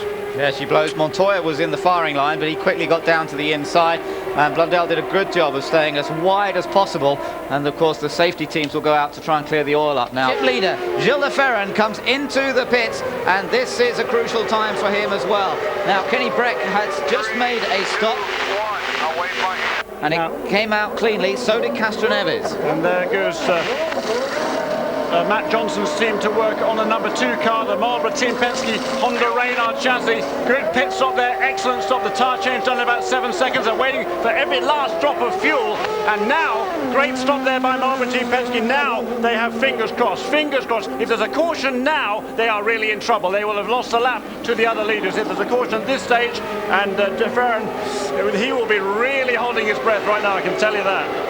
He comes back out onto the track and rejoins just as Castroneves and Breck go past him. Meanwhile, into the pits comes one of the other of the lead group, Christian Fittipaldi. And Christian in. We'll also be expecting to see Montoya in fairly soon, although Montoya's been able to go a lot of laps each time since his last pit stop. But then, of course, we've got Papis, we've got Barron, Moreno, and Fernandez in particular, who can stay out there that little bit longer because they made an extra stop. They've got another 10 laps in their tanks.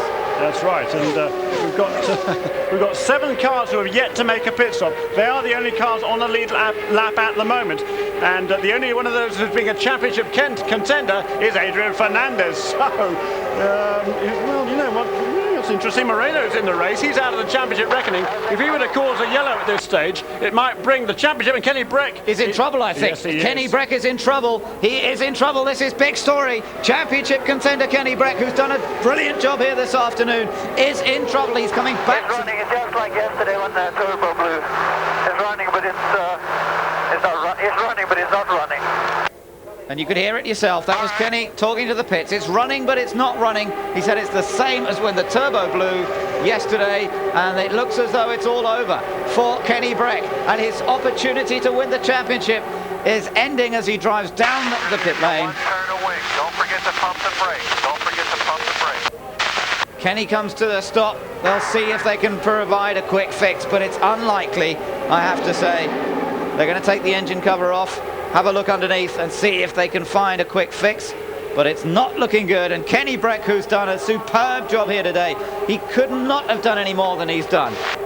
Yeah, great effort, absolutely fantastic effort by Kenny Breck, and looks like that's his hopes of the championship now obviously gone. Even if he loses a lap or two here, he'll be out of contention for the win. As we see Juan Montoya, who was leading the race, he is into the pits, and Max Papis takes over the lead. So Montoya comes in. Now he'll have to make just one more pit stop from here, like everybody else.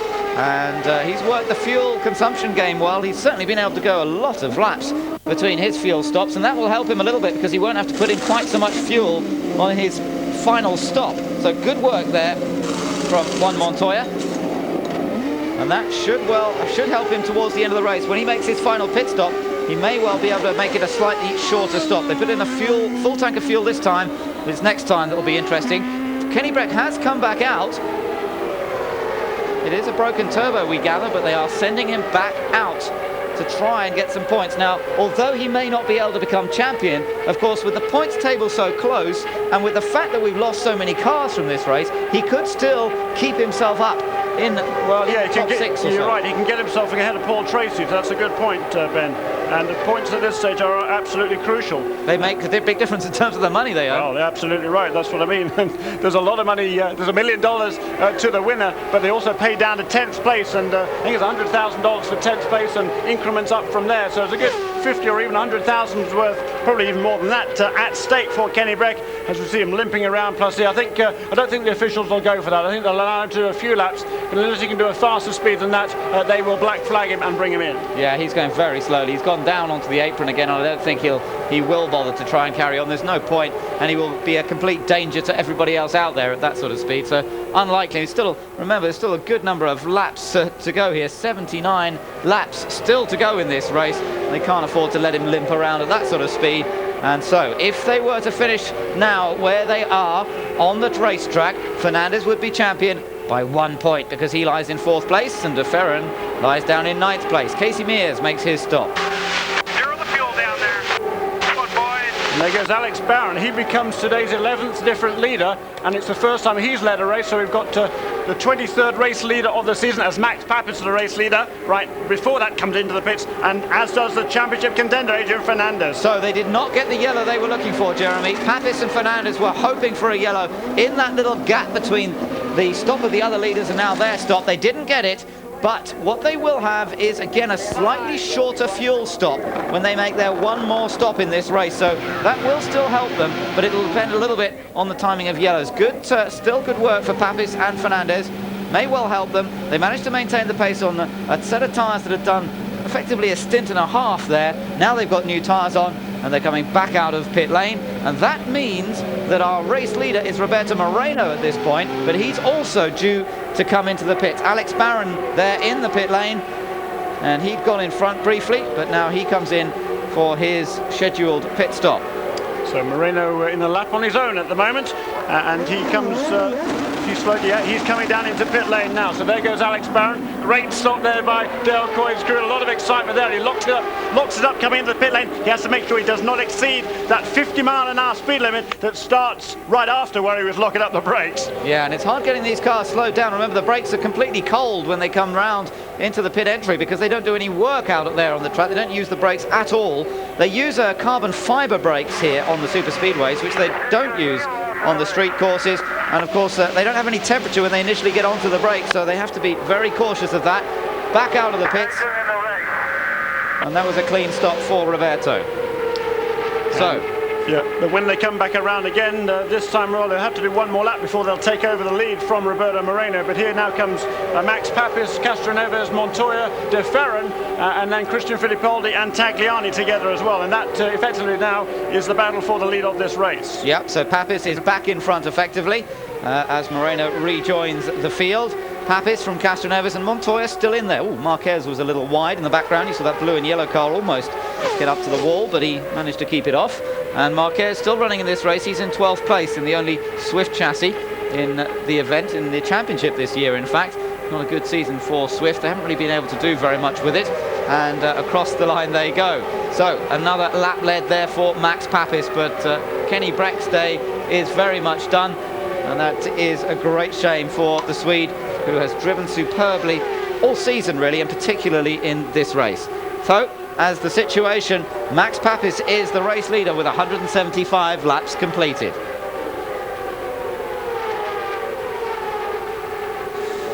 There is the scene down at Team Rahal where Kenny Breck has finally given up the ghost, and he's very quickly onto his scooter and out of there. Yep. So day done for Kenny Breck. So we're down now to two. Just Gilles de Ferran and Adrian Fernandez, and certainly Gilles de Ferran has the upper hand, as he has had all weekend. Of course, he did qualify on the pole, got himself an extra point there, and Fernandez doesn't seem to have a particularly quick car, and I think de Ferran, by contrast, is just cruising around. Yes, but reliability is the main factor. The other story to think about here, Jeremy, is the Manufacturers' Championship. Papis is the only of the Ford runners who's really running up there. Well, Fittipaldi's in 5th, of course, so he's still pretty close.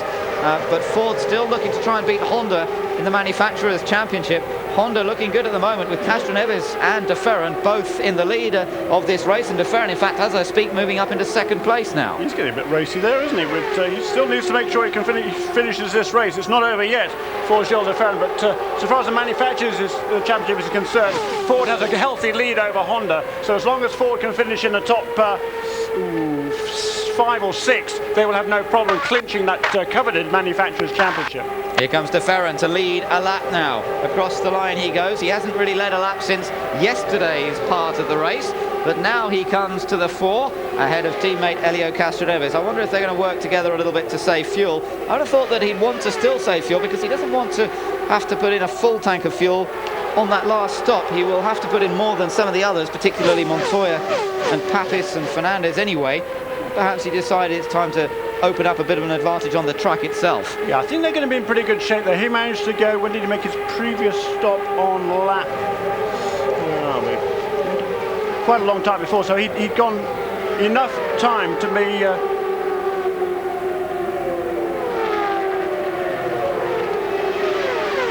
179 laps now completed as De Ferran is our race leader, Castroneves second, Papis in third, and Montoya in fourth. I was just looking at my lap chart there to figure out who made their stops when. Gilles De Ferran made his last pit stop on lap 163. Can he get to the finish on one more pit stop? I don't know, to be honest. It's going to be fairly close. All the other contenders should have no problem. But De Ferran and also Fittipaldi and Tagliani, they were the first drivers of this sequence to make their last pit stops. So it'll be interesting to see, and I'm not quite sure whether he will be able to get to the end on just one more pit stop. No, it could be a bit marginal, you're right, yes. Looking at those figures, De Ferran could really do with some yellow, couldn't he, to make sure of getting through on one more pit stop. It's going to be a little tight for him, and perhaps that's the reason that they've decided to go to the front and see if they can pull away a little bit. Speeds up to 228 miles an hour now, Jeremy, 32.002, so that average speed has been brought up a little bit. Yes, and in the meantime, Adrian Fernandez is really not running a very good pace at all. He's really off the pace of everybody else. He's trying to play out his fuel strategy. I don't think there's any way he can get to the finish without making another pit stop. No, I'm sure there's not. But he made his previous stop on lap 130, and then he came in on lap 172. So he did 42 laps in between pit stops. So if we translate that over to Gilles De Ferran, he made his stop on 163. If he'd been able to do 42 laps, and let's remember, Gilles De Ferran. Oh, we got a spin. We got a spin, and it looks like Papis. It looks as though there was no contact made, and Max Papis spun it, and amazingly looks to have got away with it. That is incredible, but it's gone yellow. We do have a caution, and he drops down onto the apron. So that is an interesting one indeed. He pulls over its engine. It's engine failure. There's smoke from the back. Look, Jeremy. Yeah, I was going to say you don't generally lose control of these cars unless there's a good reason for it, and there's certainly a very good reason there. Well, not a good reason, but an understandable reason there for Max Papis. That's a shame. More disappointment for him. God, yeah, these 500-mile races are so cruel to Max Papis. Michigan, you might remember last year, he was within a mile of winning the race, and it would have been his first victory, and the engine, he ran out of fuel just coming up towards the checkered flag. Here last year, he ran very, very strongly indeed, and a couple of cautions in the late stages took the advantage away from him and gave it to Adrian Fernandez. But that was certainly a great shame for Team Rahal. They've run very, very, very well this weekend, and neither car is going to finish the race. No, that's right. So that is desperately disappointing for Max Papis. And the winner of the season opener has had really no luck at all since then. He's been out of so many races this year, either taken out by someone else or mechanical failure. And it's mechanical failure this time. I'm sort of guessing that it's engine, but it could have been gearbox. The way that the car swapped ends on him, it could have been a gearbox failure there that actually seized the back end of the car up. We'll have to find out. Hopefully we'll get a chance to talk to Max. If he's in any sort of mood to talk. I think he'd want to wipe this season out from his memory, really. It's been one of those. Yeah, it certainly has. Not a year to remember. And that is Rob Hill there getting ready for a stop for Tiger Chip Ganassi Racing. and the pits are closed at the moment, but they will be open very, very shortly. And now we'll see who's going to play what strategy. This yellow came at a very, very interesting time. There's certainly no way they can get from the end of the race, unless an awful lot of caution, to the end of the race with just one more pit stop after this, without making another pit stop after this. So that's right. But perhaps De Ferran, for one, needs to make 2 stops. So perhaps it would be too marginal for him to try and get through on one more. Oh, Max. Well, certainly this yellow is very, very good news for him. It's great news. So I think in the position where we are with just one car behind us, I think it's worth taking, coming in just to stop it up. I mean, the car is not very good, John. I mean, the car is really bad. It's loose. Nothing that we've done on the wing is like nothing seems to fix the car. And something is wrong with the engine. Sometimes it's running, sometimes it's not. It's very weird. So the car is not very good. And that was Adrian Fernandez on the a little bit darker off of on the radio there to John Ward, his race engineer. Interesting. Do they come in? Okay, we're going to pit now. Then we'll put the tires on back to the original pressure. Hang on, let's get set up here though before you do it. And that is John Ward back on the. Okay, we're going to pit this time. Pit, put those tires on. Is that original pressure, David? Is original pressure? Okay, pit. So back to the original tyre pressures they were using, says John Ward, as he comes down into pit lane, and all the contenders, except for Casey Mears, come onto pit lane. And Casey was all set to follow him in, and at the last minute just ducked out and stayed out on the racetrack. But everybody else, of the contenders on the lead lap, and there's 10 cars on the lead lap, everybody else in the pits. So it sort of evens things up again, doesn't it, Jeremy? This means that everybody's basically on the same strategy, that they will all still have to make one more short stop. And look at big front wing change. And that was why Adrian decided to come in there, because he's still trying to get that car to handle better than it is. You noticed earlier that he really wasn't keeping the pace, was he? No, it wasn't. And then tremendously quick stops, of course, for both Alex Barron and... De Ferran stalled it. De Ferran stalled it there. A very slow stop for Gilles de Ferran. And whoa. What drama we're still getting here. You see, that's the interesting thing there is, because of fuel strategy there, because de Ferran was one of the first cars in on the previous sequence of stops, he therefore had to take on more fuel than everybody else, because Moreno and Barron were the last 2 cars to stop. They took on less fuel. Here's a replay of Gilles de Ferran's stop as Matt Johnson's crew there, they're changing the tyres, the fuel goes in, and now we'll see what happens as he takes off. Oh, he got the rev so high, and yet it still died on him. Well, I think that's the same sort of problem that Dario Franchitti had in Vancouver. There's the rev limiter on these cars and the pit lane speed limiter, and it doesn't allow you to spin the wheels effectively. They did change tyres, so they were fresh tyres, therefore cold tyres, whereas Dario Franchitti in Vancouver had sticky tyres and they just gripped and stalled the engine. Yeah, but Castroneves stalled yesterday. It obviously is a bit of a problem getting those cars away. De Ferran thankfully hasn't lost that much from it.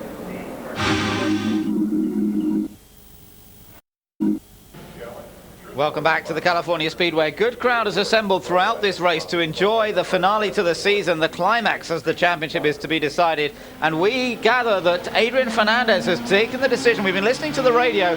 He is going to come in and put a splash of fuel in. Now, it may well be that Penske will do the same and just shadow Adrian Fernandez every move.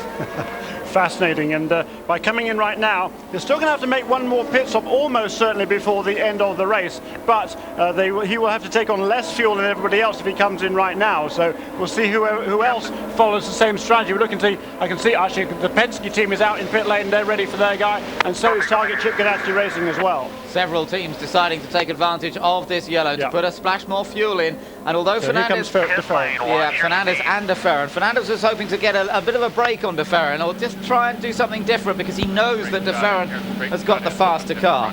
But as it is, they all, well not all, but many of the leaders decide to come in at this point. So, Fernandez, now they've got to have a clean stop. Clear, pit speed.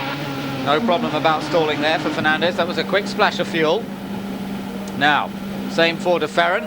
Let's hope that he doesn't stall it this time. Got to be careful not to stall it. Fernandez gets out ahead of him this time. They might have put a bit more fuel in de Ferran's car than in Fernandez, but they will all have to make another stop if this race goes the full distance, which is looking likely at the moment. That leaves Casey Mears. Leaves Casey Mears up front at the moment. Alex Barron in second. Roberto Moreno in third. Castroneves in fourth. And it brings Michel Jourdain up into 5th I'll tell place. you when it's green, Juan. So All getting ready to go. Very interesting there that Roger Penske should follow the lead of Adrian Fernandez. As long as he can follow Adrian Fernandez, that's all he needs to do. Just follow him home. That will be good enough for the championship for Gilles de Ferran and Marlboro Team Penske. Waiting for the green flag to fly, and Casey Mears, time to take his first ever restart at the front of a champ car race. Away they go. Alex Barron bearing down on him, and Barron's made a good restart. He will now take over the lead of this race. Roberto Moreno close behind, and then the rest of the field comes through with Helio Castroneves once again on a charge, tending to take that wider line, followed by Michel Jourdain Jr., Montoya, Fernandez, Fittipaldi and de Ferran. And Casey Mears there, relatively slow on the restart. 3 abreast into turn 3. Castroneves on the outside, Montoya on the inside, and they're coming up right around Casey Mears there as they come through turn 4. And gee, that was close. But Casey Mears keeping his wits about him, and Alex Barron will lead this motor race. Yeah, Alex Barron is race leader. He made a shorter stop that last time because they'd had a more recent pit stop. Casey Mears not able to run the same pace as these leaders, so they're passing him everywhere. And Alex Barron leads, but it won't be for much longer because Montoya's coming up behind him and should easily pass him as they head up towards turn 3. Yeah, chances are it's going to be a battle between Montoya and Castroneves for this race. And Montoya there flies through, and Barron just slows the car down a little bit going to turn 3, accentuates that speed differential, and he drops into 3rd place behind Castroneves. Montoya now, will we see him try and stretch away as we saw him try to do at the end of Michigan, but in fact Michael Andretti was able to stay with him at that race. Has Castroneves got enough here to be able to stay with the Colombian? Meanwhile behind them, Michel Jourdain still running well. He's up into 4th position. In fact, he's lying 3rd there at the moment because Alex Barron has dropped back a bit further. And Gilles de Ferran is running very, very conservative at the moment. He's dropping back a long way from the back of the pack, and I presume he's just playing it very, very cool, but he hasn't been that cool the whole rest of the race, so I presume there's no problem there for Gilles de Ferran, but a long way behind the rest of the field. Just pause there just to listen to the engine, make sure there was no problem there, but he's now 7.5 seconds behind the race leader. Look at that. Look at Castroneves almost lost it then because he was very late pulling out of the slipstream. The back end of the car got loose. Don't do that too many times, Elio. You won't get away with it next time. But he gets in front of Montoya, and these two now enjoying a big slipstreaming battle. Now there is Fernandez. He is in 8th place, but as you say, Jeremy, de Ferran is a long way behind him. De Ferran's still in 9th, but he's dropped a lot of ground to Fernandez. 51 laps to go. And we're listening to the radio to Fernandez, and as we hear, they're going to try and keep this set of tyres on the car and just put fuel in. Adrian trying to talk back, but there's not much you can hear at 240 miles an hour as he tries to talk to the pit lane up through turns 3 and 4. Let's just watch and listen for a second. Meanwhile, the leaders cross the line once more.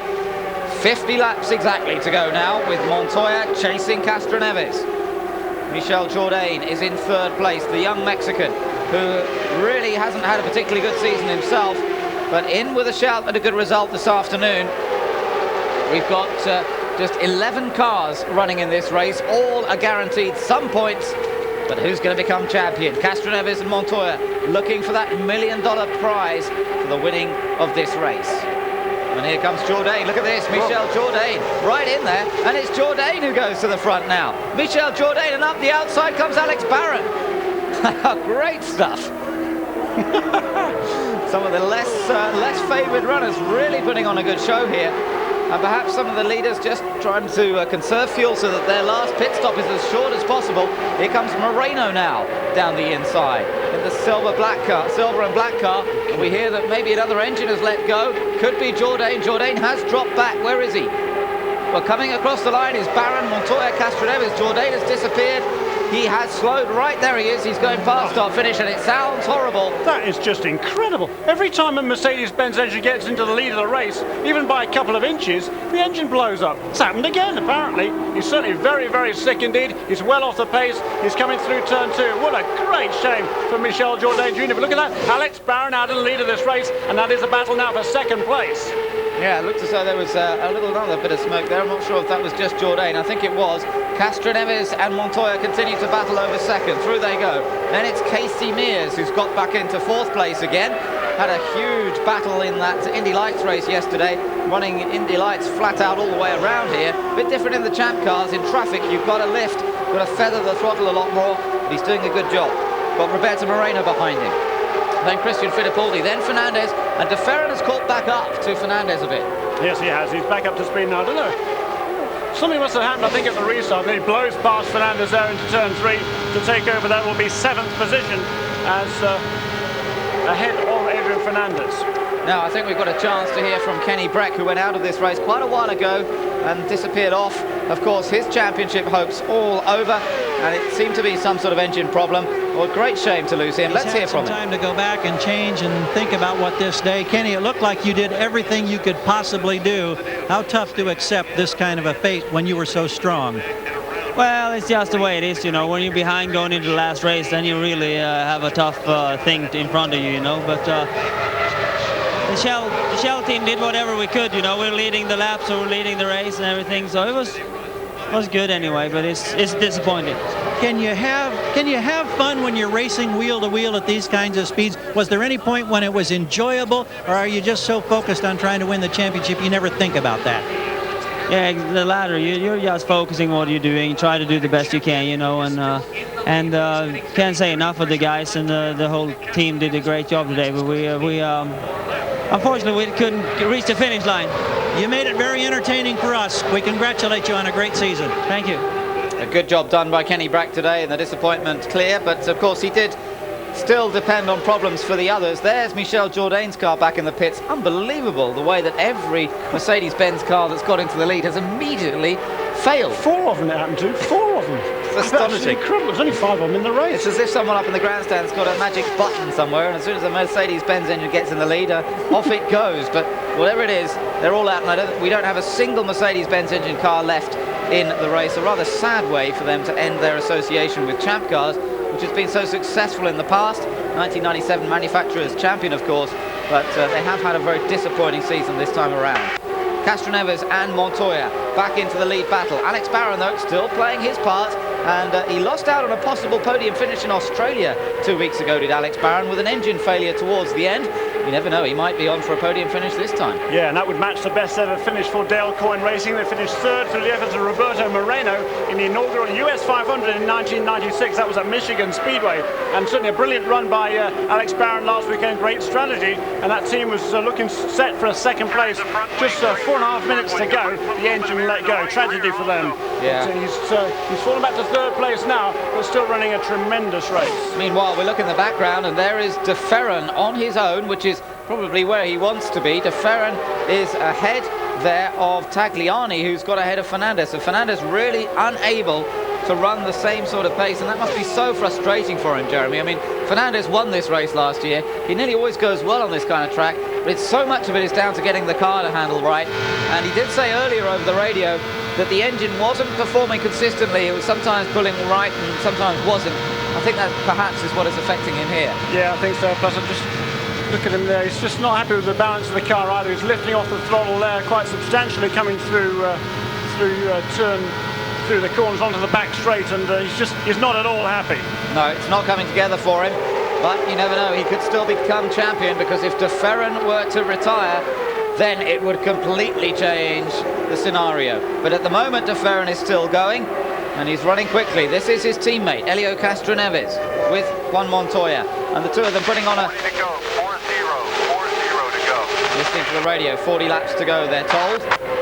And this is a little bit of a repeat of that battle between Montoya and Andretti at Michigan earlier this season. Yeah, it is. Swapping places left and right, and Alex Barron hanging in there as well. Also is Christian Fittipaldi. Casey Mears not too far back in 5th.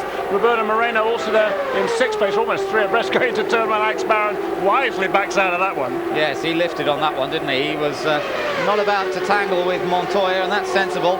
We've still got 39 laps to go, and there's no point in doing anything very silly yet. It's down to the last lap normally. It certainly was at Michigan, and Montoya won that one courtesy of a back marker just ahead, giving him the perfect toe off the final corner. for him to be able to inch ahead of Michael Andretti.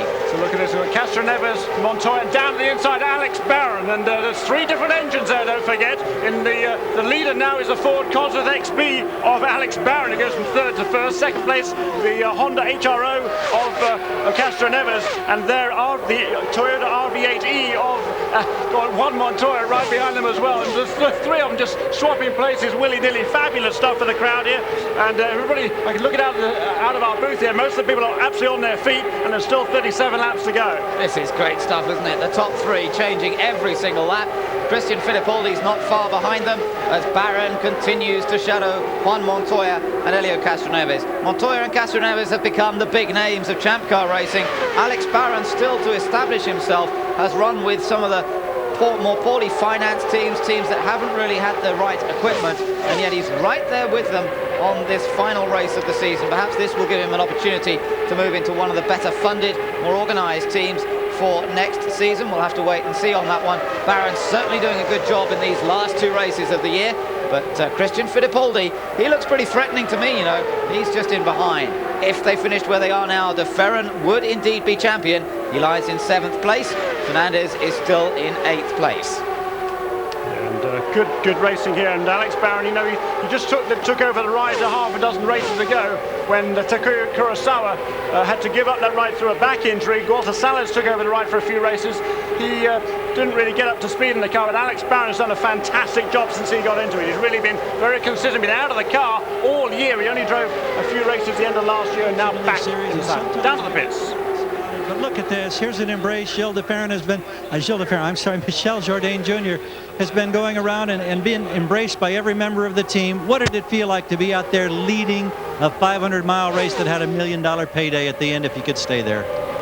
I mean, it's so sad, you know, because, you know, since the beginning of the season, I mean, you know, with the accident of Tony, and I mean, all this season obviously was for them, for Tony, Shirley, Ross and Larry, and I mean, I mean, it's good, you know, I think we led the last lap of the season, and I mean, I promise you, had the best car in the racetrack. I mean, we salute you for battling. I know it's emotional. I know it's a tough time. It was great to see you up there with those leaders. Thanks, Ari. Thank you. Michel Jourdain, and a moving moment for Michel Jourdain. He was embraced by Tom Brown just then, a moment ago. Great to see they've got that team really up and running. It's been a big struggle for them this year after that fatal accident to the team owner, but they have got themselves back on track, and hopefully next year things really will take a turn for the better. The Herdez concern, which has brought into the team as well, being able to put the money that it deserves, and hopefully they'll get the development budgets and really begin to make a difference for next season.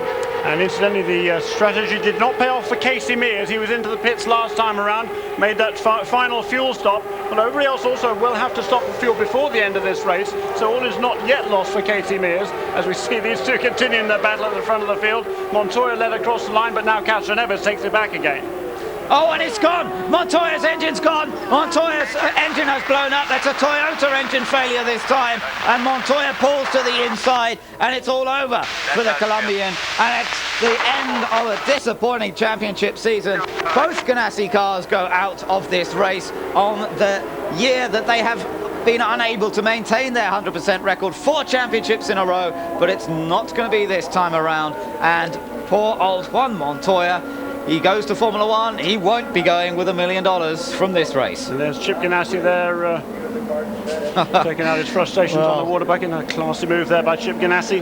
But disappointment there. Certainly he was in contention to win the race. Toyota has had a fantastic record on the oval races this year, and Montoya was just doing the perfect job today. He was just keeping out at the front of the field, keeping right in contention, and all of a sudden the engine lets go. Oh, that is so disappointing, isn't it? He certainly looked to me as though he was heading for win number 4, or could have been for win number 4 this year. He's had 3 victories this year. Last year, of course, he took 7 wins on his way to the championship. Last year it was Honda power, this year Toyota power.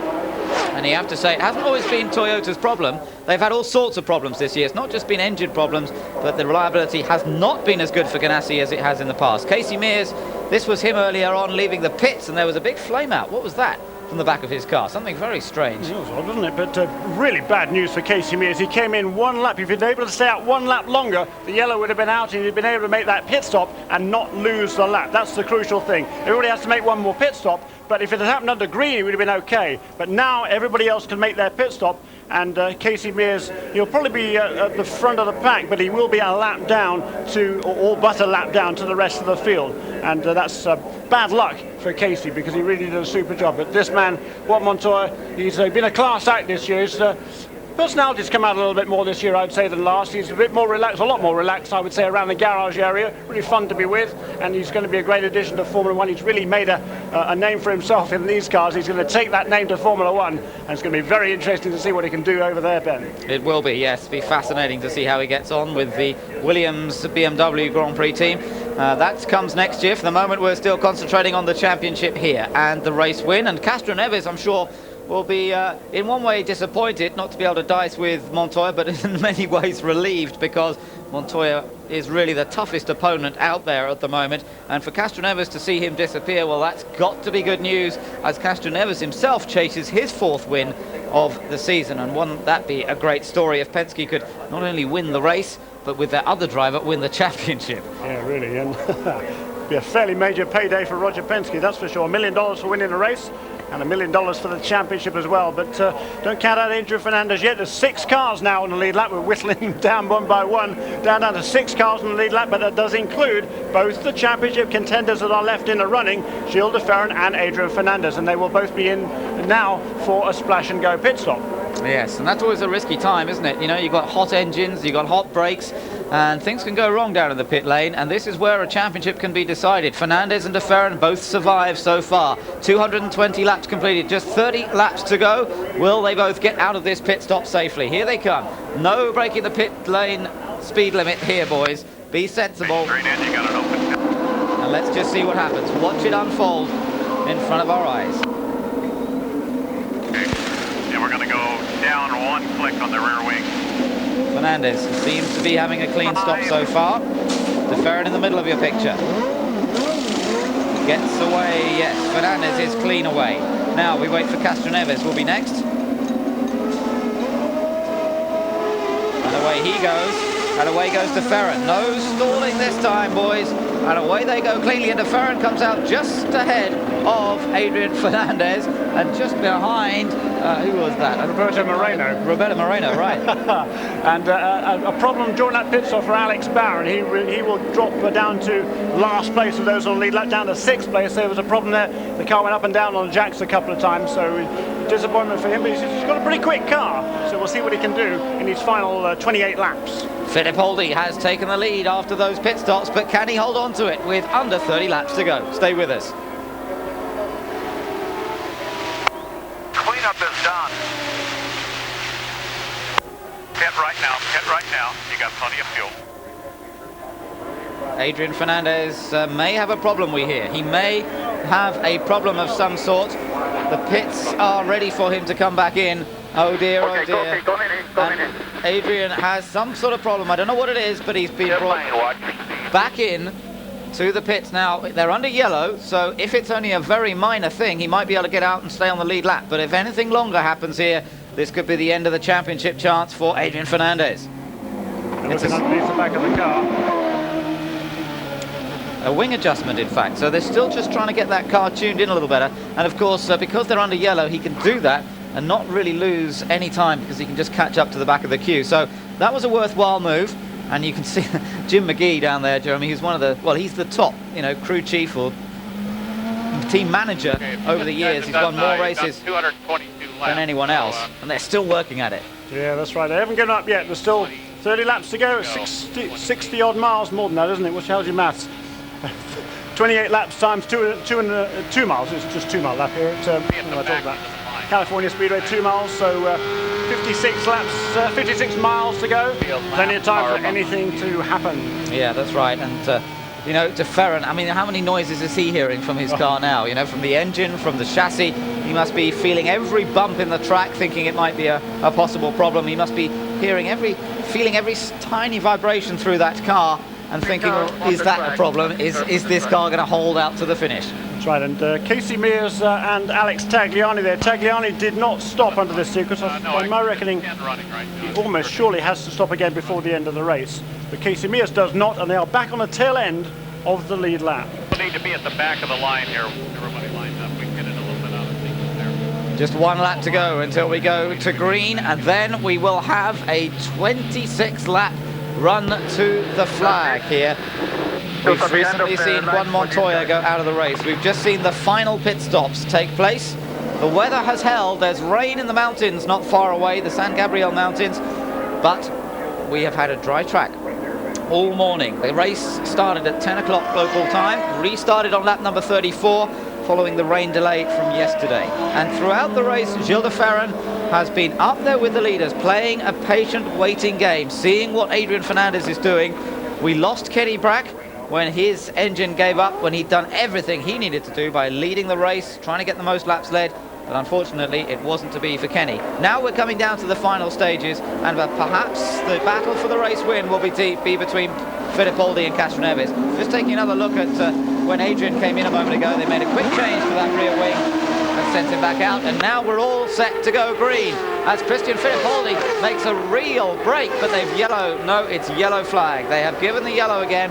Christian had made a real breakaway there, and maybe I think that was the problem. I think he just jumped too soon.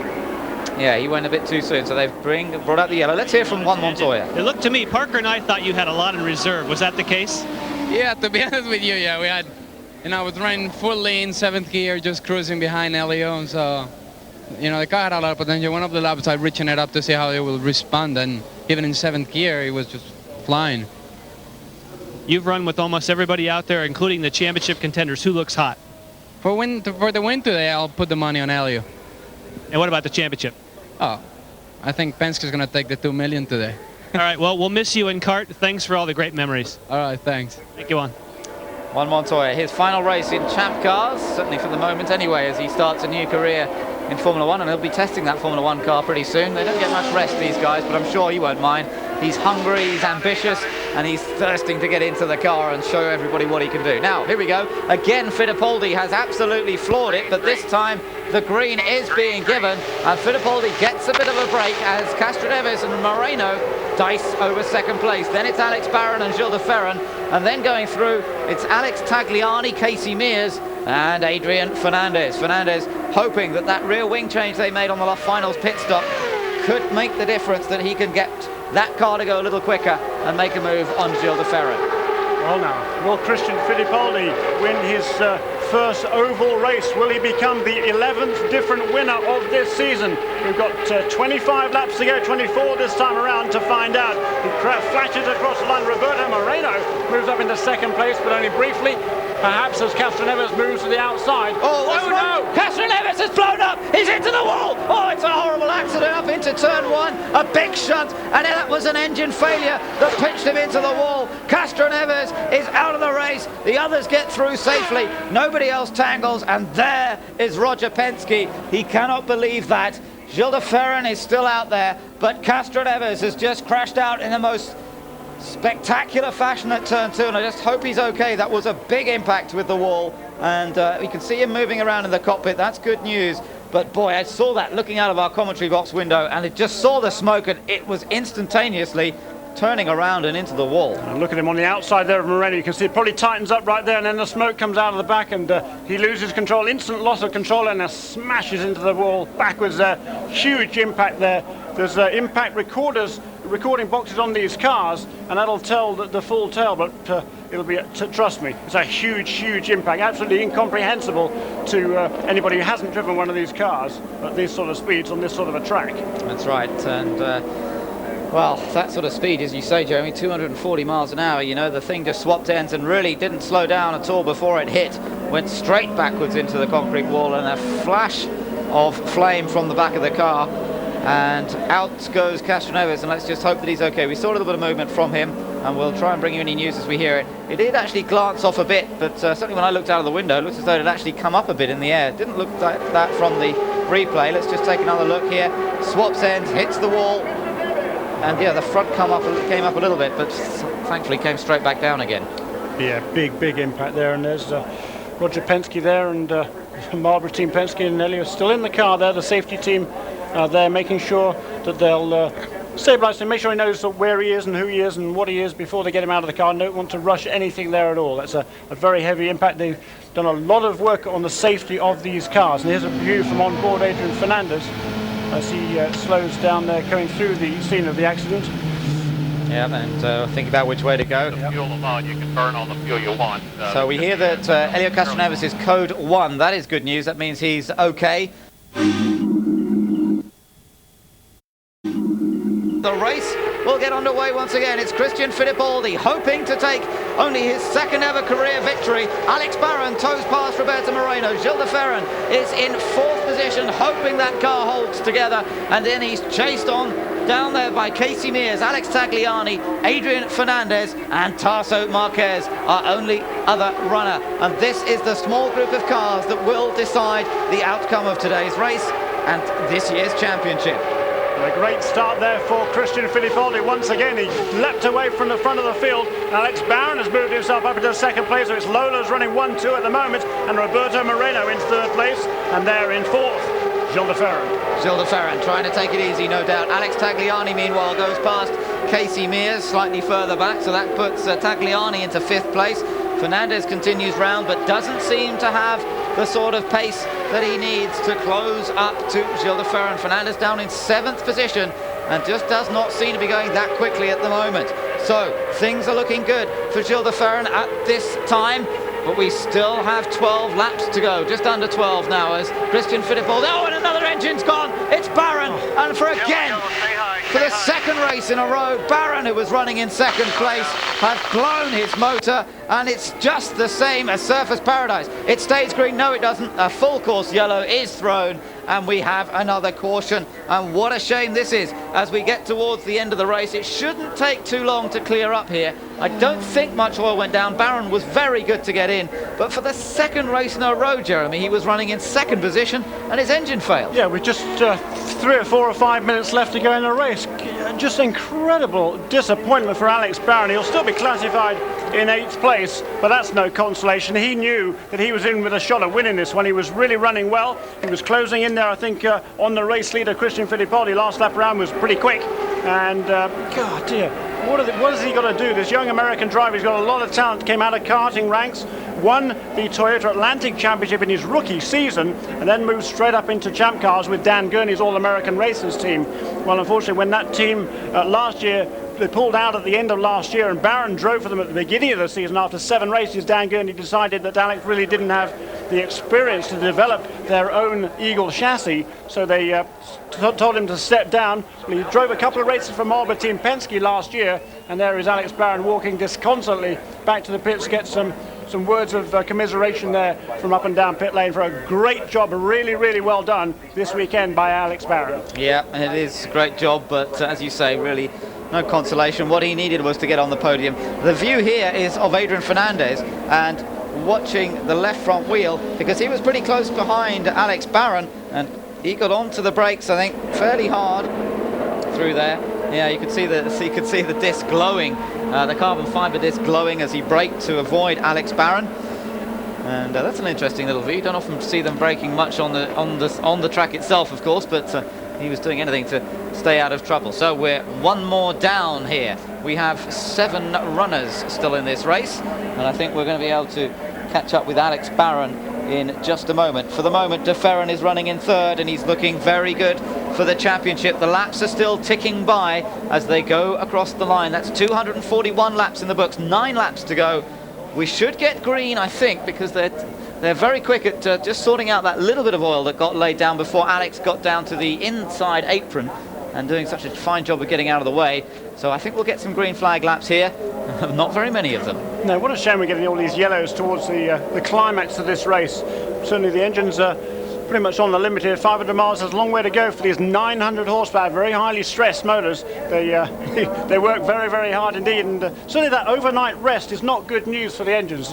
They go through one sort of heat cycle, if you like, of running hot and running at optimum temperatures, and then they have the whole night to cool down and and reset themselves, if you like. So there's a lot of fingers being crossed up and down pit lane before the restart this morning. Yes, but as several people were telling us, of course, although they could have changed engines, you don't really want to risk that either, because there was no chance actually to run the cars before the start of the race. There was no warm-up this morning, no practice laps. If there'd been any problem fitting a new engine, you wouldn't have found out until you were racing. Right, and by then it's pretty much too late to do anything about it. So most of them went with what they had. Mark Blundell, I think, was the only exception there. They did change the engine because there was an oil leak when they fired it up yesterday for the restart that didn't happen. And we saw what happened to Mark Blundell. He ran very, very well until the engine blew massively, and one of many, many engine failures this weekend. 1 lap to go till green, they're being shown. So we will get some more racing underway here. And still the nerves are jangling. Let's go down to Alex Barron in the pit lane. Yeah, I mean, if you have cars like this, you enjoy coming to the racetrack and driving the race car. I mean, I just can't say enough for the team, Sports Today.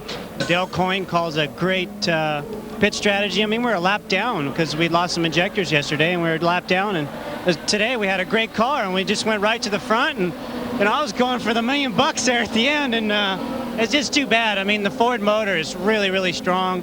And I really thought we could get this race. There was a lot of wet dry over there in turn 2. It was a bit slick, and after I got through there, I knew I could catch Christian, and I get to run full rich, and it was good. It was good, and I just hope I get a job for next year, because I really want to do this. I'm really enjoying driving a car like this. We hope you get a ride as well. Thank you, Alex. Thank you. Well, I say he deserves one, but then so does Mamo Gidley, 2 young Americans who really ought to be out there, and it would be such a shame if neither of them gets a ride. Yeah, Brian Herter and Jimmy Vasser come into that category as well. As yet, they don't have anything for next year. Forsyth Championship Racing did announce on Saturday that they have hooked up with Zaxpeed team in Germany to run a couple of cars next year. We'll see whether that comes to fruition. Sponsorship, they say, is 90% there, and they say that Brian Herter will drive that car. Jimmy Vasser, too, is still in conversation with various potential team owners. And in fact, they're going to give it another lap of yellow. I gather that although they were given the one finger sign last time around, they are actually waving the yellow again. And it's causing a bit of disappointment for the fans in the grandstands here. Understandably, everyone was got to their feet expecting a restart, but I think it took them a moment longer to get the safety cars back into the pits, perhaps, as they continued their clear up. Somebody's engine didn't sound too good just going past us there. I'm not sure, Jeremy. I'm not sure. It might have been, it sounded like it came from the sort of Casey Mears area of the field, but it may just have been because he was backing off and slowing down. So we'll keep an ear out for that. Let's hope that no one else has got some sort of engine problem. And they are just going slowly up the backstretch now. It is Fittipaldi and Moreno, the top 2, with De Ferran now in 3rd, Tagliani in 4th, Mears in 5th, Fernandez in 6th, and Marquez in 7th. Those are our only 7 cars remaining in this 500-mile event. Yeah, and Tarzan Marquez in the Swift Ford is 3 laps down, so he's not really a contender. He's out the back of the field, and here comes, getting ready for the green flag, and Christian Fittipaldi again, a great jump at the front, Ben. Yeah, he's got away again. The green flag will come out this time. It waves just below us on the start gantry. The crowd starts to cheer as Fittipaldi leads across the line. Moreno 2nd, De Ferran 3rd, then Tagliani. Fernandez gets past Casey Mears, so he's on a bit of a charge, but has he got enough speed to be able to try and close up to De Ferran and overtake him, which is what he has to do to win the championship. There are just 6 laps to go, 5.5 laps to go, as Christian Fittipaldi heads up the backstretch. De Ferran under attack from Tagliani. I don't think he'll be too worried about letting Tagliani through, and in fact he does let him through. So Tagliani up into 3rd. This could be his best ever result. A 4th place finish, Tagliani's best to date at Long Beach, and Tagliani now up into 3rd place. De Ferran now just has Fernandez behind him. Fernandez will be the next car behind him, but at the moment Fernandez still not closing up that quickly. 5 laps remain. Christian Fittipaldi heading for his 2nd ever Champ Car victory, his 1st on an oval, if he can hold off the veteran Roberto Moreno. But it's the first time Moreno has ever driven at this racetrack. Remember at the beginning of the weekend what he had to do to win the championship? He had to win the race, he had to win the pole, and he had to lead most laps. Well, he didn't win the pole, he's not going to lead most laps, but if he can lead a lap in 4 laps time, he'll be very, very happy indeed. So far, so good for the two championship contenders. Both cars still running well, but will they hold out for the remaining laps? Christian Fittipaldi is our race leader. It's a Ford 1-2-3. The Ford company will win the Manufacturers' Championship easily at this rate if there are no more problems. Ford in great shape for the Manufacturers' title, but who's it going to be? Will it be Fittipaldi? Will it be Moreno? Or perhaps even Tagliani? I think Tagliani's too far back to even make an attempt. Fernandez goes across the line and is being repassed by Casey Mears. So Mears goes past Fernandez, and Fernandez really seems to be struggling a bit for pace to me. It does not look as though he's got the car to be able to challenge de Ferran in this final part of the season. That's very true, and Gilles de Ferran now, he's got to be biting his nails. He's just got 3 laps to go, and he will be the kart FedEx Series champion. Christian Fittipaldi will see the white flag next time around. De Ferran goes across the line. He is in 4th place. The championship. Oh, and there's an engine gone, and it's Tagliani, and he spins, and he hits the wall. De Ferran comes down to the inside. He has avoided him. De Ferran has avoided him. Tagliani's out. This race will end under yellow. It will end under yellow, and De Ferran will be champion. Fittipaldi will win the final race of the season. He comes out of turn 4, but poor Alex Tagliani. Tagliani's had so much bad luck this year, but the celebrations at Team Penske begin. Fittipaldi will win this race. He takes the white flag and the yellow flag together. De Ferran just has to drive around this final lap at slow speed to take the 2000 title. He crosses the line now. He takes the white flag. Fernandez cannot do anything. He cannot catch up to De Ferran now. And as long as that engine keeps running, De Ferran will be the champion.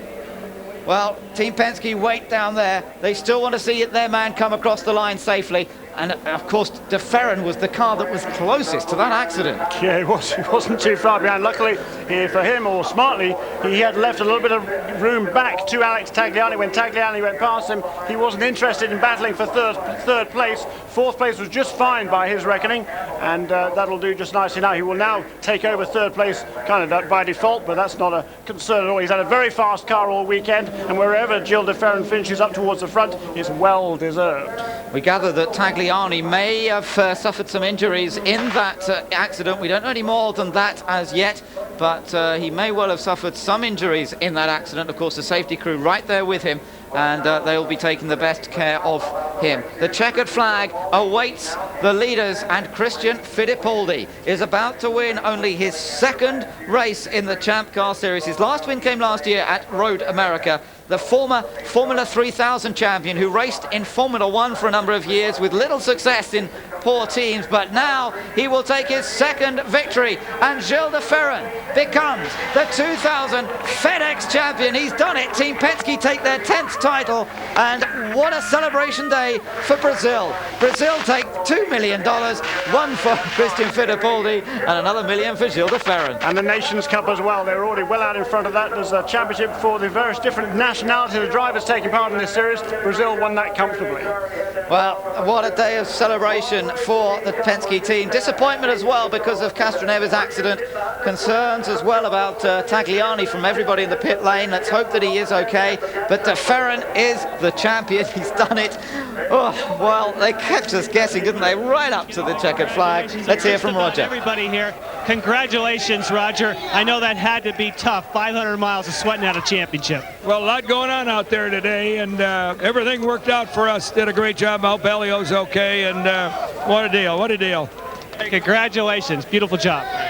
Fantastic job for the team and for Roger Penske, having made so many changes over the winter, bringing these two drivers on board, switching to Honda power with Reynard chassis, and it's all come good for them in their 1st season of all those changes. That really does take some doing, and you have to say that once again Team Penske will be the team to beat in the coming seasons. I think with these two drivers on board, they're going to be strong for many years to come. But celebrations for Christian Fittipaldi. Let's not forget his performance today. Absolutely right, and what a fabulous weekend for Christian Fittipaldi. Announced on Saturday after qualifying he's engaged to his girlfriend Andrea, a Brazilian girl, and so he was a happy happy camper even coming into this race, and now sheer jubilation for Christian Fittipaldi. You know, he's endured so much bad luck. There's Paul Newman and Carl Haas, team co-owners here, Newman Haas Racing, and Christian's worked so hard. He's had injuries in each of the last 4 seasons, had to miss races, but he's come back so well, and he's driven magnificently this year. And there's that huge impact there for Alex Tagliani. And, horrible, isn't it? Geez, yeah. I mean, they hit the wall so hard, just straight backwards there, and the visor flicks up there, and Tagliani comes to rest. And the kart safety team, they are the best in the business. They are down there making sure that they stabilise his condition, and then they will only then will they get him out of the car. Well, let's hope that he's okay. We saw a bad shunt for Castroneves, who was fine earlier. Fittipaldi the winner then. Moreno taking another second place, and that moves him up in the championship. De Ferran third in the end, and fourth place for Casey Mears. What a great day for Casey Mears on his Champ Car debut. Fernandez was fifth, Tagliani was sixth. Let's go down to the pits and as Gilles de Ferran thanks and ponders what has taken place. A man we've talked so many times about his great ability to focus, to squeeze everything out, to try to treat the moment as just another race. And today he has achieved the ultimate in open wheel racing with this victory that gives him and Team Penske a championship. It's a very emotional Gilles de Ferran. A year ago at this time, they had announced that he was going to be making the switch, that he would be coming to this team. He was so excited. And then, of course, the great tragedy that cost the life of Greg Moore a year ago at this racetrack and put such a shadow on the preparations and the plans for the team. But as Gilles sits here now, we can clearly see him sobbing inside the car, teammates coming over, trying everyone. I have to say that the whole race was very difficult. A lot of incidents. You had to make sure that you kept your nose clean all the time.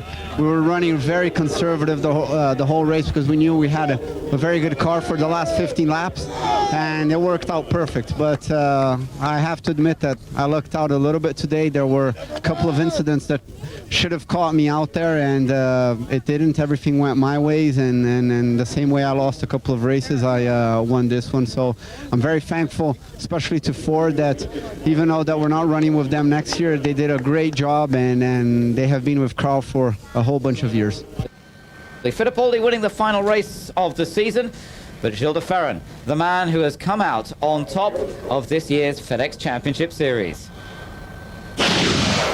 I tell you, the Lord was on my side today, because I thought that was it. We were gone. There was smoke everywhere. Hey guys, we're third today. So Serbia decided to spin, and then Michael appeared in the middle of the smoke, and I was on the brakes, off the brakes, on the brakes, off the brakes, and tried to turn it down. And I tell you, it's a very close call, but it was a fantastic day for us today. The car was really handling quite nice. I drove around the whole day, just try to wait to get to the end. How worried were you about being able to go the distance because of what had happened to the other drivers, including your teammates with the Honda power plant this day? Well, you know, we always knew that this race it's a race of attrition. It's always difficult to get to the end. That's what I was telling right from when we started here, and you know, it proved to be the case today. And that's how they finished up the points, Jeremy. Just 10 points separating de Ferran and Fernandez. Yeah, it's not much, is it? And 168 points, that's the lowest winning tally we've had for quite a number of years. But well-deserved. Everybody's had their ups and downs this season, but Gilles de Ferran, he's clearly had more ups than downs, and he is the deserving champion. It's the championship that he wanted, and that's what he's got now.